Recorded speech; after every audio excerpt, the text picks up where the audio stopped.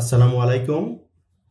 ৪৯তম special BCS শিক্ষার বিষয়ভিত্তিক প্রস্তুতির ইতিহাস সাবজেক্টের আজকে তৃতীয় ক্লাস। আপনাদের সাথে আছি আমি বাইজিদ হাসান, প্রভাষক ইতিহাস ৪০তম বিসিএস। আজকের যে টপিক সেটি হচ্ছে বাংলার ইতিহাস ১৭৬৪ থেকে ১৯২৪ সাল পর্যন্ত, অর্থাৎ আজকে বক্সারের যুদ্ধ থেকে অহিংস অসহযোগ আন্দোলন পর্যন্ত আমরা আলোচনা করব। ক্লাস ওভারভিউতে আজকে আমরা দেখে নিব আজকে কি কি টপিক কভার করব এবং কোনগুলো গুরুত্বপূর্ণ। প্রথমে আমরা বক্সারের যুদ্ধ নিয়ে আলোচনা করব, তারপর ইংরেজ কোম্পানির দিওয়ানি লাভ, তারপর চিরস্থায়ী বন্দোবস্ত, এটি খুবই গুরুত্বপূর্ণ একটি টপিক, পিএসসির খুবই ফেভারিট একটি টপিক। তারপর ফকির সন্ন্যাসী বিদ্রোহ, তিতুমিরের বারাসাত বিদ্রোহ, তারপর ফরাসি আন্দোলন, তারপর আমরা পড়ব রাজা রামমোহন রায়ের সংস্কার এবং তার জীবনী সম্পর্কে। রামমোহন রায়ও পিএসসির খুবই গুরুত্বপূর্ণ একটি টপিক। তারপর বঙ্গভঙ্গ, এই বঙ্গভঙ্গের কারণ, ফলাফল এবং প্রতিক্রিয়া, এগুলো আমরা পড়ব। এই বঙ্গভঙ্গ পিএসসির খুবই ফেভারিট একটি টপিক। তারপর স্বদেশী আন্দোলন, এটিও পিএসসির খুবই ফেভারিট একটি টপিক। তারপর আমরা অহিংস অসহযোগ আন্দোলন এবং খিলাফত আন্দোলন নিয়ে জানব। অর্থাৎ এখানে দিওয়ানি লাভ, চিরস্থায়ী বন্দোবস্ত, তাছাড়া বঙ্গভঙ্গ, রাজা রামমোহন রায়, স্বদেশী আন্দোলন, এই টপিকগুলো হচ্ছে 3 স্টার, মানে অনেক বেশি গুরুত্বপূর্ণ। বাকিগুলো গুরুত্বপূর্ণ কিন্তু এই টপিকগুলো মোস্ট ইম্পর্টেন্ট। পলাশীর যুদ্ধের পরে বক্সারের যুদ্ধ ছিল সবচেয়ে গুরুত্বপূর্ণ, কারণ পলাশীর যুদ্ধে শুধু নবাব সিরাজউদ্দৌলা পরাজিত হয়েছিল, কিন্তু বক্সারের যুদ্ধ আলটিমেটলি ইংরেজদের নির্ধারণ করে দেয় যে তাদের ভবিষ্যৎ কি হবে। এবং ইংরেজরা এই বক্সারের যুদ্ধের পর বুঝতে পারে এই উপমহাদেশে তাদেরকে বাধা দেবে বা তাদের প্রতিদ্বন্দ্বী হিসেবে আসবে এরকম আসলে কেউ নেই। ফলে এই বক্সারের যুদ্ধ কিন্তু ভাগ্য নিয়ন্ত্রক হিসেবে কাজ করেছিল ইংরেজদের। আমরা প্রথমেই মীর কাসিম সম্পর্কে জানব। তিনি কিন্তু ছিলেন খুবই ব্যক্তিত্ববান এবং খুবই দূরদর্শী এবং দেশপ্রেমিক। তার ভিতর অনেকগুলো গুণাবলীর সমন্বয় ঘটেছিল এবং তিনি ইংরেজদের কূটকৌশল সম্পর্কে খুবই অবগত ছিলেন এবং তিনি বুঝতে পেরেছিলেন এই উপমহাদেশ কিংবা বাংলার অবস্থা কিরকম হবে। সেজন্যই তিনি সে তাকটা থেকে ইংরেজদের বিরুদ্ধে লড়ে যাওয়ার সিদ্ধান্ত নেন এবং দেখা যায় তার ফলাফল হিসেবে আলটিমেটলি বক্সারের যুদ্ধ হয়। এই বক্সারের যুদ্ধের আগে তিনি কি কি কাজ করেছিলেন সেটা একটু দেখব। যেমন ওই যে দুর্নীতির মাধ্যমে মীর জাফর এবং আলীবর্দী খানের পরিবারের হাতে অনেকগুলা সম্পদ সঞ্চিত ছিল, সেগুলো তিনি বাজেয়াপ্ত করেছিলেন। তাছাড়া জমিদারদের উপর তিনি আব্বা অতিরিক্ত কর ধার্য করেছিলেন। এই জমিদারদের উপর থেকে কর ধার্য করে তিনি তার আয় বাড়িয়ে অনেক বেশি করতে চেয়েছিলেন। তাছাড়া সীমান্তবর্তী জেলাতে কর ধার্য করেছিলেন। এই সীমান্তবর্তী জেলাতে কর ধার্য করার ফলে ইংরেজরা ব্যবসা বাণিজ্যে অনেক ক্ষতিগ্রস্ত হয়, অর্থাৎ তার আগে অতিরিক্ত সুবিধা পেত, সে সুবিধা থেকে বঞ্চিত হয়। ফলে তারা ক্ষুব্ধ হয় নবাবের প্রতি। তাছাড়া আমরা দেখবো যে বার্ষিকী যে ২৬ লক্ষ টাকা, এটা রাজস্ব হিসেবে দিয়ে মুঘল সম্রাট শাহ আলমকে তিনি পক্ষে আনেন। কারণ মুঘল সম্রাটের একটা ভূমিকা ছিল, যদিও মুঘল সাম্রাজ্য তখন খুব বেশি প্রভাবশালী ছিল না, তারপরেও মুঘল সম্রাট একটা ফ্যাক্ট ছিল, সে মুঘল সম্রাটকে তিনি নিজের পক্ষে আনেন। তাছাড়া ইংরেজদের যে মিত্র ছিল তাদের তিনি কঠোর হস্তে দমন করেন। ফলে ইংরেজরা বুঝতে পারেন যে এখন তাদের মূল প্রতিপক্ষ মীর কাসিম, সুতরাং তাদের সাথে একটি যুদ্ধ ভাব তখনই শুরু হয়ে যায়।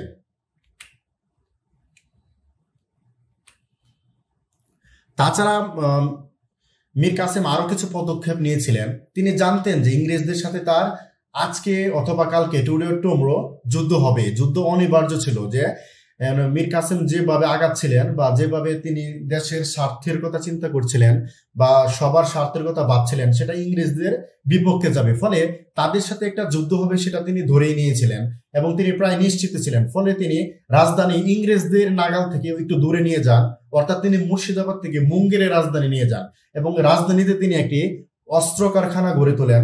সেই অস্ত্র কারখানায় তিনি যে অস্ত্র তৈরি করেছিলেন সেগুলোর ক্ষেত্রে বেশিরভাগই ফরাসি বা আর্মেনীয় যারা আছে তারা তাকে সাহায্য করেছিল। অর্থাৎ ইউরোপীয় অন্যান্য যে শক্তি ছিল যারা ইংরেজদের বিপক্ষে অবস্থান করছিল সেই শক্তির সাহায্যে তিনি একটি অস্ত্র কারখানা গড়ে তোলেন এবং সেখানে অনেকগুলো অস্ত্র তৈরি করেন। তাছাড়া তিনি ইউরোপীয়দের সহায়তায়, বিশেষ করে ফরাসিদের সহায়তায় একটি সুদক্ষ সামরিক বাহিনী গড়ে তুলেছিলেন যাদের স্টাইল ছিল ইউরোপীয় স্টাইল। অর্থাৎ তিনি বুঝতে পেরেছিলেন ইংরেজদের যে উন্নত রণনীতি সেটা যদি তিনি ইমপ্লিমেন্ট না করেন বা সেভাবে যদি বাহিনীকে গড়ে না তোলেন তখন কিন্তু সে যুদ্ধে পারবে না। হ্যাঁ, ফাইনালি সে একটি খুব সাহসী উদ্যোগ নিয়েছিলেন, সেটা হচ্ছে এই যে বাণিজ্য শুল্ক তুলে দেওয়া। হ্যাঁ, তিনি বাণিজ্য শুল্ক তুলে দিয়েছিলেন। কেন বাণিজ্য শুল্ক তুলে দিয়েছিলেন? কারণ ইংরেজরা দস্তকের অপব্যবহার করে কিংবা কোম্পানির লোকেরা এমনিতেই বিনা শুল্কে বাণিজ্য করত, তারা কোনো নিয়ম কানুন আইন নীতি কিছুই মানত না। ফলে আমাদের দেশীয় ব্যবসায়ীদের ক্ষতিগ্রস্ত হয়, কারণ দেশীয় ব্যবসায়ীরা কিন্তু ঠিকই শুল্ক দিত এবং ব্যবসার ক্ষেত্রে দেখা যায় তারা ইংরেজদের থেকে পিছিয়ে আছে শুল্কের কারণে। ফলে মীর কাসিম ভাবলো যে আমি এই বাণিজ্য শুল্কটাই তুলে দিব। তুলে দিলে হবে কি, আমাদের যে দেশীয় ব্যবসায়ী আছে তারা শুল্কের কারণে ক্ষতিগ্রস্ত হবে না। এর কারণে হয়তো মীর কাসিমের আয় কমে যাবে, কিন্তু এই যে দেশীয় ব্যবসায়ীরা তারা কিন্তু ব্যবসায়িক প্রতিযোগিতায় ইংরেজদের সাথে টিকে থাকবে। ফলে তিনি বাণিজ্য শুল্ক তুলে দেন। এই বাণিজ্য শুল্ক তুলে দেওয়ার পরে ইংরেজরা খুবই রাগান্বিত হন তার প্রতি এবং এটি একটি অনিবার্য সংঘাতের দিকে এগিয়ে যায়। এবং আমরা দেখি 22 অক্টোবর 1964 সালে বক্সারে যুদ্ধ হয়। যুদ্ধে স্বাভাবিকভাবেই ইংরেজরা কৌশল, উন্নত রণনীতি এবং তাদের যে অর্থনৈতিক সমৃদ্ধি এসব কারণে জয়ী হয়ে যায় এবং এই যুদ্ধে মীর কাসিম পরাজিত হয় এবং ইংরেজরা হাতের পুতুল হিসেবে আবার যে পুতুল নবাব হিসেবে মীর জাফরকে সিংহাসনে নিয়ে আসেন। এবং এই যুদ্ধের যে গুরুত্বপূর্ণ দিক ছিল সেটা ছিল এই যুদ্ধে শুধু মীর কাসিম পরাজিত হননি, এই যুদ্ধে সে একটি জোট গঠন করেছিলেন। মীর কাসিম, অযোধ্যার নবাব সুজাউদ্দৌলা এবং দিল্লির সম্রাট শাহ আলম, এই তিনজনের সম্মিলিত বাহিনী বা তিনজনের যে সম্মিলিত জোট সেটা কিন্তু ইংরেজদের কাছে পরাজিত হয়। ফলে এখানে এটা কিন্তু বিশাল একটা ফ্যাক্ট, অর্থাৎ এখানে সর্বশক্তি দিয়ে যুদ্ধ করেছিল, তারপরেও ইংরেজদের সাথে পেরে উঠতে পারেনি। ফলে এখানে ইংরেজদেরকে বাধা দেবে বা তাদেরকে দমন করবে এরকম আর অবশিষ্ট কোনো আশা আকাঙ্ক্ষা বেঁচে থাকেনি। এর ফলাফল ছিল ইংরেজরা 1765 সালে দিওয়ানি লাভ করে এবং এর ফলে কোম্পানির যে স্ট্যাটাস বা মর্যাদা বা তাদের যে নামটাকে তারা ছড়িয়ে যায় এবং তারা এখানে একটি প্রতিষ্ঠিত শক্তি হিসেবে আসন গেড়ে বসে এবং তাদের যে মর্যাদা সেটা বেড়ে যায়। ফলে তাদের সাম্রাজ্য বিস্তারের পথ প্রশস্ত হয় এবং দেওয়ানি লাভের ফলে তারা এখান থেকে যে রাজস্ব পেত সেটা দিয়ে সুদক্ষ বাহিনী গড়ে তুলে সেটা দিয়ে সাম্রাজ্য বিস্তার করে এবং ইউরোপে তাদের অন্য যে প্রতিদ্বন্দ্বী বাহিনী ছিল বিশেষ করে ফরাসি তাদেরকে দমন করে। আর এই যে ইংরেজ সেনাপতি হেক্টর মনরো, তিনি বক্সারের যুদ্ধে নেতৃত্ব দিয়েছিলেন। যুদ্ধ শেষ হবার পরে আমাদের যে দেশীয় লোকজন ছিল তাদের পরিণত কি হয়েছিল সেটা আমরা দেখব। যে যুদ্ধ শেষ হওয়ার পর নবাব শাহ আলম অনেকটা বাধ্য হয়ে তৎক্ষণাৎ ইংরেজদের পক্ষে যোগ দিয়ে দেন। হ্যাঁ, ইনস্ট্যান্ট তিনি ইংরেজদের পক্ষে যোগ দিয়ে দেন, অর্থাৎ তিনি 360 ডিগ্রি অ্যাঙ্গেলে পল্টি নিয়ে ইংরেজদের সাথে যোগ দিয়ে দেন। তারপর এই যে সুজাউদ্দৌলা, তিনি প্রাণ বাঁচাতে রুহিলাখণ্ডে পালিয়ে যান। মীর কাসিম আত্মরক্ষার্থে তিনি পলায়ন করেন, অর্থাৎ তিনি আত্মগোপনে চলে যান এবং আত্মগোপনে থাকা অবস্থায় 1777 সালে দিল্লির সন্নিকটে মারা যান। এবং এরপরে দেখবো আমরা ইংরেজরা এখানে তাদের সাম্রাজ্য বিস্তারের যতগুলো উপায় আছে সবগুলো অবলম্বন করে এবং তারা একটি শক্তিশালী সাম্রাজ্য বিস্তার করে। এই যে দিওয়ানি লাভ করেছিল তারা মুঘল সম্রাট শাহ আলমের কাছ থেকে, এজন্য তারা মুঘল সম্রাটকে পক্ষে নেন এবং এই মুঘল সম্রাট একটা ফ্যাক্ট, তাদের কোনো প্রভাব প্রতিপত্তি ছিল না, কিন্তু পদের একটা দাম ছিল বা অনেক কিছুকে আইনগত বৃদ্ধি দেওয়ার জন্য এই মুঘল সম্রাটকে দরকার ছিল। ইংরেজরা এই মুঘল সম্রাট দ্বিতীয় শাহ আলমের কাছ থেকে বাংলা, বিহার এবং উড়িষ্যা এই 3 প্রদেশের দিওয়ানি লাভ করে। আমরা জানি দিওয়ানি মানে হচ্ছে রাজস্ব আদায়ের অধিকার, অর্থাৎ বিভিন্ন ধরনের রাজস্ব আদায়ের যে অধিকার সেটা তারা লাভ করে। এবং এই এলাহাবাদ চুক্তির যে শর্ত সমূহ সেটা আমরা দেখব যে সম্রাট শাহ আলমকে তারা কি দেয়। ইস্ট ইন্ডিয়া কোম্পানির সম্রাট শাহ আলমকে কারা ও এলাহাবাদ জেলাদ্বয় দেয় এবং সুবে বাংলা রাজস্ব হতে বাৎসরিক 26 লক্ষ টাকা প্রদান করবে বলে প্রতিশ্রুতি দেয়। এটা হচ্ছে একটা শর্ত। দ্বিতীয় শর্ত কি, এই যে বাংলাকে শাসন করার জন্য তখন এই যে নিজামত বলা হতো শাসন ব্যবস্থাকে, এই যে নিজামত শাসনের জন্য নবাব নাজিমউদ্দৌলাকে 53,86,131 টাকা ভাতা দিবে। হ্যাঁ, যেটা খুবই কম ছিল, মানে নামমাত্র একটা ভাতা তখন নাজিমউদ্দৌলাকে দেওয়ার প্রতিশ্রুতি দেয়। ফলে এখানে একচেটিয়া একটা শর্ত হয় এবং ইংরেজরা তাদের মনের মতো করে অনেক কিছুই পেয়ে যায়। এবং এর প্রভাবটা কি ছিল, দেওয়ানি লাভের যে প্রভাব, এটা কি ছিল, এটা হচ্ছে কোম্পানি আর্থিক সচ্ছলতা বৃদ্ধি পায়। অর্থাৎ বাংলার যে রাজস্ব, উড়িষ্যার যে রাজস্ব এবং বিহারের যে রাজস্ব, এই রাজস্ব দিয়ে কোম্পানি প্রচুর অর্থের মালিক হয়ে যায় এবং এই যে অর্থ যার কাছে তার কাছে কিন্তু ক্ষমতা চলে আসে এবং বাকি যারা সিংহাসনে ছিল তারা ছিল কিন্তু পাপেট, নবাব, মানে তারা ইংরেজদের কথাই মানে উঠবোস করতো। ইংরেজরা ইচ্ছে করে তখন সামনে আসে না, ইংরেজরা চাইলে তারাই নবাব হতে পারতো, কিন্তু তারা অনেকগুলো কৌশলগত কারণে মানে ক্ষমতার পেছনে থেকে কলকাঠি নেড়েছে, কারণ তারা তখনও সামনে আসে নাই। এর অনেকগুলো কারণ ছিল। তারা ভেবেছিল স্থানীয় শক্তি হয়তো বা বিদ্রোহ করবে, বিপ্লব করবে, জনগণ ক্ষুব্ধ হবে দেশীয় নবাবদের সরিয়ে যদি আমরা আসি, অথবা যে ইউরোপীয় অন্যান্য শক্তি আছে এখানে তারা এসে আমাদের সাথে যুদ্ধ করবে বা আমাদের যুদ্ধে জড়াতে হবে। ফলে অনেকগুলো কারণে তারা কিন্তু সামনে আসে নাই। তারা মীর জাফরকে সামনে রেখে কিংবা মুঘল সম্রাটকে ব্যবহার করে তাদের কলকাঠি নাড়ছিল। এর ফলে কি হয় যে নবাব একটা নামমাত্র মানে ক্ষমতা পায়, নবাব ক্ষমতাহীন দায়িত্ব পায়, আর কোম্পানি কি পায়, দায়িত্বহীন ক্ষমতা। এটা একটা অদ্ভুত একটা সিস্টেম চলে আসে শাসন ব্যবস্থা এবং এর ফলে অনেকগুলো অনিয়ম আমরা দেখতে পাই। এই যে ইংরেজরা কি করে একচেটিয়া ব্যবসা শুরু করে, পলাশী যুদ্ধের পর থেকে তাদের একচেটিয়া ব্যবসাটা শুরু হয়, আর বক্সারের যুদ্ধের পরে তারা একদম মানে ওপেন হয়ে যায় তাদের কাছে সব ব্যবসা এখানে। এবং এর ফলাফল হিসেবে আমরা দেখি 76-এর মনন্তর হয়, যার বাংলা তারিখ ছিল 1176, ইংরেজি 1770। কথিত আছে এই মনন্তরে বা এই দুর্ভিক্ষে বাংলার 1/3 মানুষ মারা যায়। 1/3 মানুষ মারা যায়, এটা অনেক জায়গায় পাই, এটা হচ্ছে বহুল ব্যবহৃত। আবার অনেক জায়গায় আছে যে কোথাও আছে 50 লাখ মানুষ মারা যায়, কোথাও তার চেয়ে অনেক কম সংখ্যার কথা বলা হয়েছে। সুতরাং এটা আনুমানিক একটা সংখ্যা, কিন্তু বহুল ব্যবহৃত যে মানে সত্য হিসেবে ধরে নেওয়া হয় সেটা হচ্ছে বাংলার 1/3 মানুষ তখন মারা যায়। এই সময় বাংলার যে রেশম ও তাঁত শিল্পের এটির ব্যাপক ক্ষতি হয়। আমাদের দেশীয় ব্যবসায়ীরা কিন্তু রেশম এবং তাঁত শিল্পের সাথে জড়িত ছিল। শিল্প বলতে রেশম এবং তাঁত শিল্প ছিল প্রধান, এগুলোর সাথে কিন্তু জড়িত ছিল। ফলে তাদেরও অনেক ধরনের ক্ষতি হয় এবং বাংলার যে আইন শৃঙ্খলার এটার ব্যাপক অবনতি ঘটে। নিজামত শাসনের ভার সুজাউদ্দৌলাকে দিলেও তার হাতে কিন্তু পর্যাপ্ত টাকা ছিল না, অর্থ ছিল না, শাসন ব্যবস্থায় সে মনোযোগ দিবে। ফলে এখানে কিন্তু একটা অনিয়ম থেকেই যায় এবং বলা হয়ে থাকে যে এই যে মধ্য এবং পশ্চিম বাংলায় এক ধরনের জনশূন্যতা দেখা দিয়েছিল এবং বিস্তীর্ণ যে মাঠ ছিল, কৃষি জমি ছিল, এগুলো দিয়ে বন্য পশুর মানে চলাফেরা করতো এবং বন্য পশুর আবাসভূমিতে পরিণত হতো, কারণ এই জমি চাষ করার মতো মানুষ ছিল না, মানে সব মানুষ মারা গিয়েছিল। এমন একটি মানে একটা ভয়ানক অবস্থা ভাবতে গেলে। তারপর দেখি আমরা 1772 খ্রিস্টাব্দে দ্বৈত শাসনের অবসান ঘটে এবং কোম্পানি কি দুর্ভিক্ষের দায় স্বীকার করে নেয়। এটা নিয়ে অনেক ধরনের রিসার্চ করে ব্রিটিশরাই এবং দেখে যে আসলে দুর্ভিক্ষের পিছনে কোম্পানি দায়ী। হ্যাঁ, কোম্পানির যে নীতি পলিসি সেগুলাই দায়ী এবং তারা দেখে যে দ্বৈত শাসন যদি মানে চালু থাকে এটা একটা অদ্ভুত সিস্টেম, এটা কোনো কার্যকর কোনো সিস্টেম না, এটা কখনো ভালোভাবে প্রশাসন রান করবে না, ফাংশন করবে না। ফলে তারা এখানে এই দ্বৈত শাসন ব্যবস্থার অবসান ঘটান। এখান থেকে কি ধরনের প্রশ্ন আসতে পারে এখানে নমুনা হিসেবে দেয়া আছে, এগুলা আপনারা আপনাদের মতো করে প্রস্তুতি নেবেন। নমুনা হিসেবে কয়েকটি প্রশ্ন দেয়া আছে এখানে। এই যে এই মুঘল সম্রাট ফরুখশিয়ার সে কিন্তু প্রথম শুল্কমুক্ত বাণিজ্যের অধিকার দিয়েছিল ইংরেজদের। তার পিছনে একটা কাহিনী আছে বা ব্যাকগ্রাউন্ড আছে।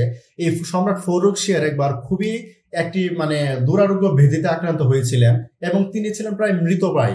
তখন ইংরেজ চিকিৎসকরা তাকে সেবা দিয়ে চিকিৎসা দিয়ে সুস্থ করে। ফলে তিনি ইংরেজদের প্রতি এত খুশি হয়ে যান এবং ইংরেজরা যখন আবদার করে যে আমাদের বিনা শুল্কে এখানে বাণিজ্য করার অধিকার দেন, আমরা তো এখানে অসহায়, আমাদের এখানে মানে আমরা আসছি বাণিজ্যের জন্য, আপনি যদি দয়া করে একটু মানে এই জিনিসটা করতেন যে আমাদের শুল্কমুক্ত বাণিজ্যের অধিকার দিতেন। ফলে এই যে সম্রাট ফরুখশিয়ার তিনি কিন্তু এত দূরদর্শী ছিলেন না, তিনি ইংরেজদেরকে এই শুল্কমুক্ত বাণিজ্যের অধিকার দিয়ে দেয় এবং তখন থেকে কিন্তু তারা এখানে শক্তিশালী হতে শুরু করে এবং তাদের হাতে প্রচুর অর্থ চলে আসে। এখন আমরা বলবো চিরস্থায়ী বন্দোবস্ত। এটা খুবই গুরুত্বপূর্ণ একটি টপিক। চিরস্থায়ী বন্দোবস্ত আগে এখানে ছিল ওয়ারেন হেস্টিংস প্রবর্তিত যে পাঁচশালা বন্দোবস্ত। হ্যাঁ, পাঁচশালা বন্দোবস্তটা কিন্তু খুব বেশি কাজে দেয়নি। ফলে এই যে পাঁচশালা বন্দোবস্ত সেটার স্থলে আমরা দেখি 10 শালা বন্দোবস্ত করা হয় এবং এই 10 শালা বন্দোবস্তকে পরবর্তীতে 22 মার্চ 1793 সালে কি করে যে চিরস্থায়ী বন্দোবস্ত হিসেবে ঘোষণা দেয়। এই যে চিরস্থায়ী বন্দোবস্ত ব্যবস্থা আমরা জানি, সবাই জানি যে লর্ড কর্নওয়ালিস প্রবর্তন করেছিলেন এবং তিনি নিজেও ইংল্যান্ডের মস্ত বড় জমিদার ছিলেন। কিন্তু এই যে কর্নওয়ালিসের এই যে সিদ্ধান্ত, এটাকে বাস্তবায়ন করার আগে জন শুর নামক আরেকজন গভর্নর কিন্তু তার সাথে বিতর্কে জড়িয়েছিলেন বা তার সাথে তর্ক বিতর্ক করেছিলেন যে আসলে এই অঞ্চলের জন্য চিরস্থায়ী বন্দোবস্ত খুব বেশি ইফেক্টিভ হবে না বা এটা খুব বেশি কার্যকর হবে না, হ্যাঁ, বা এটা কোনো ভালো সিস্টেম না। কিন্তু লর্ড কর্নওয়ালিস তিনি মনে করতেন যে বাংলার জমিদার এবং ব্রিটিশ জমিদার সেম। তিনি তার অভিজ্ঞতা থেকে এখানে এই যে চিরস্থায়ী বন্দোবস্ত সেটা প্রবর্তন করতে ইচ্ছুক ছিলেন এবং পরবর্তীতে তার সিদ্ধান্ত বাস্তবায়ন হয়। অর্থাৎ এই চিরস্থায়ী বন্দোবস্ত প্রবর্তনের আগে জন শুরের সাথে একটি বড় ধরনের তর্ক বিতর্ক হয়েছিল এই লর্ড কর্নওয়ালিসের। চিরস্থায়ী বন্দোবস্তের পিছনে তাদের একটা কিছু উদ্দেশ্য ছিল। তাদের যে উদ্দেশ্যগুলো ছিল সেটা দেখবো। তারা মূলত একটা স্থায়ী রাজস্ব ব্যবস্থা গড়ে তুলতে চাচ্ছিলেন। তাছাড়া কোম্পানি যে বাজেট প্রণয়ন করবে সে বাজেট কিন্তু নির্ধারণ হবে কতটা রাজস্ব আয় করতে পারবে তারা বছরে, তার উপর। সেজন্য তারা এই বাজেট প্রণয়ন করতে এবং তাদের আয় সম্পর্কে সুস্পষ্ট ধারণা পেতে এই চিরস্থায়ী বন্দোবস্ত প্রবর্তন করেন। তার আরো একটি কারণ ছিল কোম্পানির আয় বৃদ্ধি করা এবং আরো একটি তাদের পলিটিক্যাল কারণও ছিল। এখানে তার কৌশলগত একটি কারণ গ্রহণ করেছিলেন, সেটা হচ্ছে যে এই যে চিরস্থায়ী বন্দোবস্তের ফলে যে জমিদারের জন্ম হবে বা যে একটা জমিদার শ্রেণী বা এলিট শ্রেণী গড়ে উঠবে তারা কিন্তু ইংরেজদের প্রতি খুশি থাকবে এবং তারা ইংরেজদের অনুগত থাকবে। ফলে তারা ইংরেজদেরকে হেল্প করবে শাসন ব্যবস্থায় টিকে থাকতে। হ্যাঁ, এটা একটা বড় ধরনের কারণ ছিল। আচ্ছা, এখন আমরা করব চিরস্থায়ী বন্দোবস্তের কি কি বৈশিষ্ট্য ছিল। চিরস্থায়ী বন্দোবস্তের প্রধান যে বৈশিষ্ট্য ছিল এটা হচ্ছে জমিতে কৃষকদের কোনো অধিকার দেওয়া হয়নি। রায়ত বা কৃষক যারা ছিল তারা কিন্তু জমির অধিকার থেকে বঞ্চিত হয় এবং জমির স্থায়ী মালিক হিসেবে ঘোষণা করা হয় এই জমিদারদেরকে। এবং এই জমিদাররা বার্ষিক যে রাজস্ব উঠাবে বা যে রাজস্ব সংগ্রহ করবে সেখান থেকে 89% সরকারকে জমা দেবে এবং বাকি 11% এই জমিদার যে তারা নিজেরা ভোগ করবে। এবং এই জমিদার যে প্রজাদের সাথে ডিল করবে বা প্রজাদের সাথে চুক্তি করবে, এটা দুটা টার্মে আমরা ব্যাখ্যা করতে পারি, যেমন পাট্টা এবং কবলিয়ত। অর্থাৎ জমিদারগণ প্রজাদের নামে পাট্টা এবং কবলিয়ত ইস্যু করবেন। হ্যাঁ, এবং এতে রায়ত বা কৃষকদের যে জমির পরিমাণ সেটা লেখা থাকবে এবং সরকারকে কত টাকা খাজনা দিতে হবে সেটা উল্লেখ থাকবে। হ্যাঁ, এটাই পাট্টা এবং কবলিয়ত। এবং আরেকটু বিশদভাবে পড়ে নেই যে পাট্টা এবং কবলিয়ত কি। এই যে কৃষকের যে জমির পরিমাণ বা কৃষক কোন জমিদারের অধীনে জমি চাষ করতেছে, হ্যাঁ, এগুলা বা কত টাকা দিতে হবে এগুলাকে বলা হয় যে পাট্টা। এগুলা এখানে লেখা থাকতো পাট্টায়, যে কৃষকের জমির পরিমাণ, সে কোন জমিদারের অধীনে জমি চাষ করবে, হ্যাঁ, কত টাকা দিবে সে বিনিময়ে জমিদারকে, এগুলো হচ্ছে এই পাট্টা। এখানে পাট্টা এগুলো লেখা থাকতো, অর্থাৎ তার চাষবাস সম্পর্ক তথ্যাবলী। আর কবলিয়ত কি? এই কবলিয়তের মাধ্যমে সে হচ্ছে এটা এই যে জমিদার তাকে পাট্টার মাধ্যমে প্রস্তাব দিচ্ছে যে আমি তোমাকে প্রস্তাব দিচ্ছি যে জমির এই পরিমাণ জমি তুমি চাষ করবে এই পরিমাণ অর্থ দিয়ে এবং এই পরিমাণ অর্থ তোমাকে রাজস্ব হিসেবে দিতে হবে। ফলে এই যে কৃষক সে কবুল করে নেয় তার প্রস্তাব, এটাই কবলিয়ত, যে ঠিক আছে আমি রাজি হলাম বা আমি স্বীকার করলাম বা আমি অঙ্গীকার করলাম যে তোমার জমি চাষ করার বিনিময়ে হ্যাঁ এত টাকা দেব আমি। হ্যাঁ, সেটাই কবলিয়ত। অর্থাৎ কবলিয়ত হচ্ছে অঙ্গীকারনামা বা স্বীকার করে নেওয়া। হ্যাঁ, জমিদার কৃষকদের পাট্টা দেবে অর্থাৎ জমি চাষ করার অধিকার বা মালিকানা দেবে, বিনিময়ে কৃষক জমিদারকে নির্দিষ্ট পরিমাণ অর্থ দিবে। এটা বলে অঙ্গীকার করা যে আমি অর্থ দিতে রাজি আর তোমার জমি চাষ করতে রাজি। এই যে অঙ্গীকার, এটাই কবলিয়ত। কবলিয়ত মানে স্বীকার করে নেওয়া।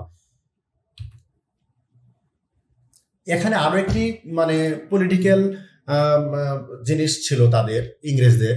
তারা তখন দেখলো যে বাংলায় অনেক বড় বড় জমিদারি ছিল, সেগুলোকে ভাঙতে হবে, নইলে তারা ব্রিটিশ শাসনের জন্য একটা হুমকি হিসেবে থেকে যাবে।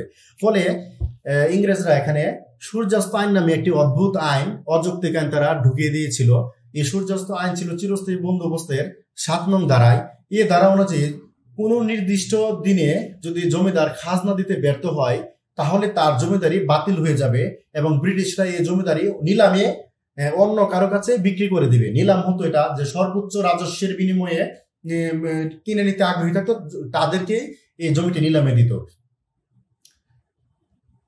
এবং এখানে তারা কিন্তু আরো একটি চালাকি করেছে ইংরেজরা, তারা এই যে জমিদারদের হাতে কিন্তু রাজস্ব আদায়ের ক্ষমতা দিয়েছে, কিন্তু এই যে আইন শৃঙ্খলা রক্ষা এবং শুল্ক আদায় বা পুলিশি ঝামেলা এগুলো কিন্তু তাদের হাতে রেখে দিয়েছে। অর্থাৎ এগুলা যে আইন শৃঙ্খলা রক্ষা, শুল্ক আদায়, পুলিশি ব্যবস্থা এগুলো তারা নিজেদের হাতে রেখে দিয়েছে। ফলে সবকিছু মানে নিয়ন্ত্রণকর্তা হয়ে যায় কিন্তু এই ব্রিটিশরাই। এর সুফল কি হয়েছিল? এর কিন্তু কিছু সুফলও আছে। সব সিস্টেমের কিছু মানে পজিটিভ নেগেটিভ সাইড থাকেই। তো চিরস্থায়ী বন্দোবস্তের যে সুফল সেগুলো আমরা দেখবো যে এখানে একটি স্থায়ী এবং নির্ধারিত রাজস্ব ব্যবস্থা চলে আসে, তাদের যে সিস্টেম সেটা এই যে স্থায়ী এবং নির্ধারিত পরিমাণ রাজস্ব তারা পাবে সেটা নিশ্চিত হয়। ফলে তারা বাজেট প্রণয়ন এবং উন্নয়নমূলক কাজ করতে গেলে একটা ধারণা পায় যে কি পরিমাণ কাজ করতে পারবে বা কি পরিমাণ অর্থ তাদের হাতে আছে।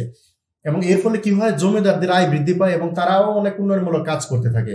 এই যে উন্নয়নমূলক কাজ করতে থাকে সরকার, তাছাড়া জমিদার এই উন্নয়নমূলক কাজের জন্য প্রজাদের কাছে কিন্তু তারা জনপ্রিয় হয় না। জমিদাররা কাজ করতেছে, তারা প্রজারা দেখলো জমিদাররা উন্নয়নমূলক কাজ করতেছে, সরকার উন্নয়নমূলক কাজ করতেছে, ফলে তারা কি মানে তাদেরকে ভালোভাবে নিল এবং এর ফলে কি হয়, সরকার এবং জমিদারের জনপ্রিয়তা বৃদ্ধি পায়। তাছাড়া এই যে জমিদার ক্লাস ছিল, এলিট ক্লাস, তারা কিন্তু সরকারের সমর্থক গোষ্ঠীতে পরিণত হয় এবং সরকারের বিভিন্ন বিপদ আপদে বা কোনো অঞ্চলে বিদ্রোহ দেখা দিলে এই ব্রিটিশ সরকার এই জমিদারদের ব্যবহার করত এবং তাদের মাধ্যমে আন্দোলন দমন করত। যেমন এর একটি প্রকৃষ্ট উদাহরণ আমরা দেখতে পাই সিপাহী বিদ্রোহ। সিপাহী বিদ্রোহের সময় কিন্তু তারা এই জমিদার শ্রেণীকে ব্যবহার করে বিদ্রোহ দমন করেছে। তাছাড়া অনেক পতিত জমি ছিল তখন, যেগুলো চাষবাস হতো না। ফলে জমিদার দেখলে জমিগুলো যদি চাষের আওতায় আনি তাহলে কি হবে, আমার আয় বৃদ্ধি পাবে। ফলে অনেক পতিত জমি চাষের আওতায় আসে এবং সেখানে আয় বৃদ্ধি পায় এবং জমির মূল্যটাও কিন্তু বৃদ্ধি পায়। চিরস্থায়ী বন্দোবস্তের কুফল কি ছিল? এখানে দেখবো যে জমি সঠিকভাবে জরিপ না করেই শুধু কালেক্টরদের সাথে আলোচনা করে এই ব্যবস্থা প্রবর্তন করা হয়। কালেক্টর কারা ছিল? কালেক্টর ছিল এক শ্রেণীর সরকারি কর্মকর্তা। বর্তমানে যারা ডিসি তখন তাদের নাম ছিল কালেক্টরেট। এই কালেক্টরেট গণের সাথে পরবর্তীতে আরো কিছু উপাধি যুক্ত হয়। যেমন কালেক্টরগণ কিন্তু খাজনা আদায়ের মূল ভূমিকা পালন করতো, অর্থাৎ তারা ভূমি রাজস্ব আদায় করতো। এই ভূমি আর রাজস্ব আদায় করতে গিয়ে তারা দেখে তাদের হাতে ক্ষমতার প্রয়োজন আছে, অর্থাৎ তাদের হাতে ক্ষমতা না থাকলে তাদেরকে ভয় পাবে না এবং তারা কেউ ভূমি রাজস্ব যদি না দিতে চায় তাদের বিরুদ্ধে কোনো অ্যাকশনও নিতে পারবে না। ফলে তারা বললো আমাদের হাতে ক্ষমতা দেন। ফলে তাদেরকে ম্যাজিস্ট্রেসি পাওয়ার দেওয়া হয়, অর্থাৎ তখন তাদের নাম হয়ে যায় ম্যাজিস্ট্রেট। হ্যাঁ, এবং আমরা দেখি পাকিস্তান আমলে যখন আসবো আরো পরে দেখবো তাদের কাছে আরো একটু উপাধি দেয়, অর্থাৎ ডেপুটি কমিশনার। একজন ডিসির কিন্তু 3টা নাম, একই সাথে তিনি জেলা প্রশাসক, একই সাথে জেলার কালেক্টরেট এবং একই সাথে তিনি ডিস্ট্রিক্ট ম্যাজিস্ট্রেট। অর্থাৎ এই যে পদ কালেক্টরেট, এটার সাথে পরবর্তীতে বিভিন্ন সময়ে আরো বিভিন্ন উপাধি যুক্ত হয়েছে। প্রাথমিকভাবে এই পদের দায়িত্ব ছিল শুধু ভূমি রাজস্ব সংগ্রহ করা এবং ভূমি রাজস্বের কাজে সরকারকে সহায়তা করা। এই ব্রিটিশ সরকার শুধু কালেক্টরদের সাথে আলাপ আলোচনা করেই জমি জরিপ করেছে, ফলে এখানে অনেক ত্রুটি থেকে গিয়েছিল। হ্যাঁ, এবং রাজস্বের যে হার এটা অত্যধিক হয়ে গিয়েছিল। তাছাড়া জমির সীমানা সুনির্দিষ্টভাবে জরিপ না করার ফলে তখন অসংখ্য মামলা মোকদ্দমা তৈরি হয়েছিল। তাছাড়া এই যে বড় বড় মুসলমান জমিদার তারা কিন্তু জমিদারি হারায়, কারণ তারা সূর্যাস্ত আইনের অধীনে পড়ে যায়। অর্থাৎ সূর্যাস্ত তারা রাজস্ব দিতে ব্যর্থ হয়, সূর্যাস্ত আইনের অধীনে তাদের জমিদারি চলে যায় এবং এই জমিদারির জায়গায় নতুন নতুন জমিদার নিলামে তাদের জমিদারি কিনে নেয় এবং একটা হিন্দু জমিদারির উদ্ভব হয় বা হিন্দু জমিদারির পত্তন ঘটে। জমির উপর যে রায়ত বা কৃষকদের কোনো অধিকার ছিল না, এটা এই সিস্টেমের সবচেয়ে বড় ত্রুটি। ফলে এই জমিদারদের দয়ার উপর তারা নির্ভরশীল হয়ে পড়ে। যদিও ব্রিটিশ সরকার বলেছিল জমিদারদের যে তোমরা কৃষকদের প্রতি সদয় হবা এবং তাদের প্রতি কোনো খারাপ ব্যবহার করবা না, তাদেরকে সবসময় সাপোর্ট দিবা, কিন্তু এই জিনিসটা পরবর্তীতে মেনটেন করেনি। অনেক ক্ষেত্রে এই যে কৃষক তারা জমির অধিকার থেকে বঞ্চিত হতো এবং মানে একদম অসহায় হয়ে যেত। এই চিরস্থায়ী বন্দোবস্ত বাতিল হয় 1950 সালে। কোন আইনের মাধ্যমে? সেটা দেখবো যে পূর্ববঙ্গীয় রাষ্ট্রীয় অধিগ্রহণ ও প্রজাস্বত্ব আইন। এটার মাধ্যমে কি হয় যে এই জমিদারি সিস্টেমটা বাতিল হয়। এই আইনটা প্রবর্তন করেছিলেন শেরেবাংলা একে ফজলুল হক।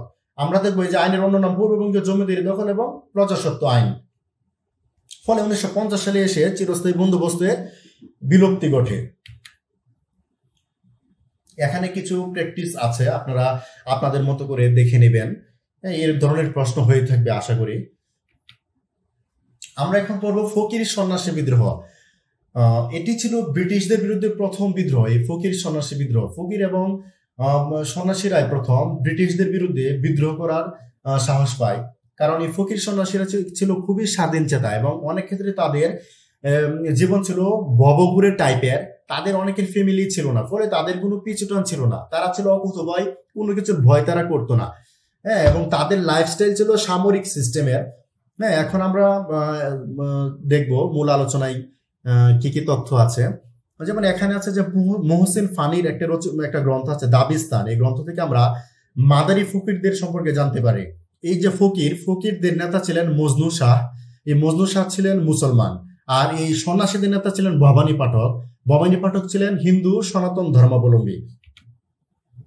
এই যে ফকির এবং সন্ন্যাসী, তাদের লাইফস্টাইল ছিল অন্যরকম। তারা কিন্তু সাধারণ মানুষের মতো জীবন ধারণ করতো না। হ্যাঁ, তারা এক তীর্থস্থান থেকে অন্য তীর্থস্থানে ঘুরে বেড়াতো এবং বিশেষ করে তাদের যে রিজিকের সন্ধান বা তারা যে খাবার গ্রহণ করতো সেটা মুষ্টি তুলে এবং চাঁদা তুলে। হ্যাঁ, তারা তাদের খাবার সংগ্রহ করতো, জীবনযাপন করতো। তাদের কোনো পেশা ছিল না, তাদের কাজই ছিল ঘোরাফেরা করা। অর্থাৎ তারা এক তীর্থস্থান থেকে অন্য তীর্থস্থানে ঘোরাফেরা করতো, মানুষের কাছ থেকে মুষ্টি বা চাল তুলে জীবিকা নির্বাহ করতো, কখনো কখনো নগদ টাকা তুলতো এবং এভাবে তারা কিন্তু জীবন ব্যবস্থায় অভ্যস্ত ছিল। তাছাড়া কখনো যদি তাদেরকে কেউ চাঁদা না দিত বা মুষ্টি না দিত, তখন কিন্তু তারা চাঁদাবাজিও করতো। হ্যাঁ, এটা তার লাইফস্টাইলের একটা অংশ ছিল। হ্যাঁ, এবং এরা কখনো কখনো লুটতরাজও করতো অভাবের কারণে। হ্যাঁ, এবং তারা সব সময় সাথে কোনো না কোনো অস্ত্র রাখতো। তাদের সাথে সচরাচর যে অস্ত্রগুলো থাকতো সেটা হচ্ছে এই ত্রিশূল, ছুরি, লাঠি, বর্ষা, তরবারি, গাদা, বন্দুক ইত্যাদি। হ্যাঁ, অর্থাৎ তাদের লাইফস্টাইল ছিল মোটামুটি সামরিক স্টাইলের। হ্যাঁ, আর যে মাদারি ফকির ছিল তারা কিন্তু লম্বা চুল রাখতো এবং গায়ে ছাই বা বর্ষ মারতো এবং হাতে গলায় তারা মালা, শিকল ইত্যাদি পরতো। হ্যাঁ, এখন আমরা বিভিন্ন ধরনের এরকম ফকির রাস্তাঘাটে দেখে থাকি বা রেল স্টেশনে দেখি যেরকম ড্রেস আপ পরে তারা চলতেছে। ফলে তাদের লাইফস্টাইল কিন্তু এরকম সামরিক ধরনের ছিল এবং তারা যেহেতু জনগণের কাছ থেকে মুষ্টি ভিক্ষা নিত, জনগণের কাছ থেকে চাঁদা নিত, ফলে জনগণের প্রতি তাদের কিন্তু একটা দায়বদ্ধতা ছিল বা জনগণের সাথে কিন্তু তাদের একটা ভালো সম্পর্ক ছিল। জনগণ এদেরকে পছন্দ করতো বলেই কিন্তু তাদেরকে মুষ্টি ভিক্ষা দিত বা তাদেরকে চাঁদা দিত। হ্যাঁ, প্রকৃতপক্ষে তারা কিন্তু তখনকার জনগণের এক ধরনের ভালো সম্পর্ক ছিল এবং এক ধরনের নেতা ছিল বলা যায় এই ফকির সন্ন্যাসীরা। হ্যাঁ, এবং এই ফকির সন্ন্যাসীরা যেহেতু জনসম্পৃক্ত ছিল, ফলে এদের একটা প্রভাব ছিল সমাজে এবং তখনকার সময়ে। ফলে মুঘল যুগে আমরা দেখি এই ফকির ও সন্ন্যাসীদের সাথে কোনো ধরনের ঝামেলা মুঘলরা করেনি। হ্যাঁ, মুঘলরা তাদেরকে অনেক ফেসিলিটিস দিয়েছে। প্রথম দিকে কোম্পানি এসেও তাদের কোনো হস্তক্ষেপ করেনি।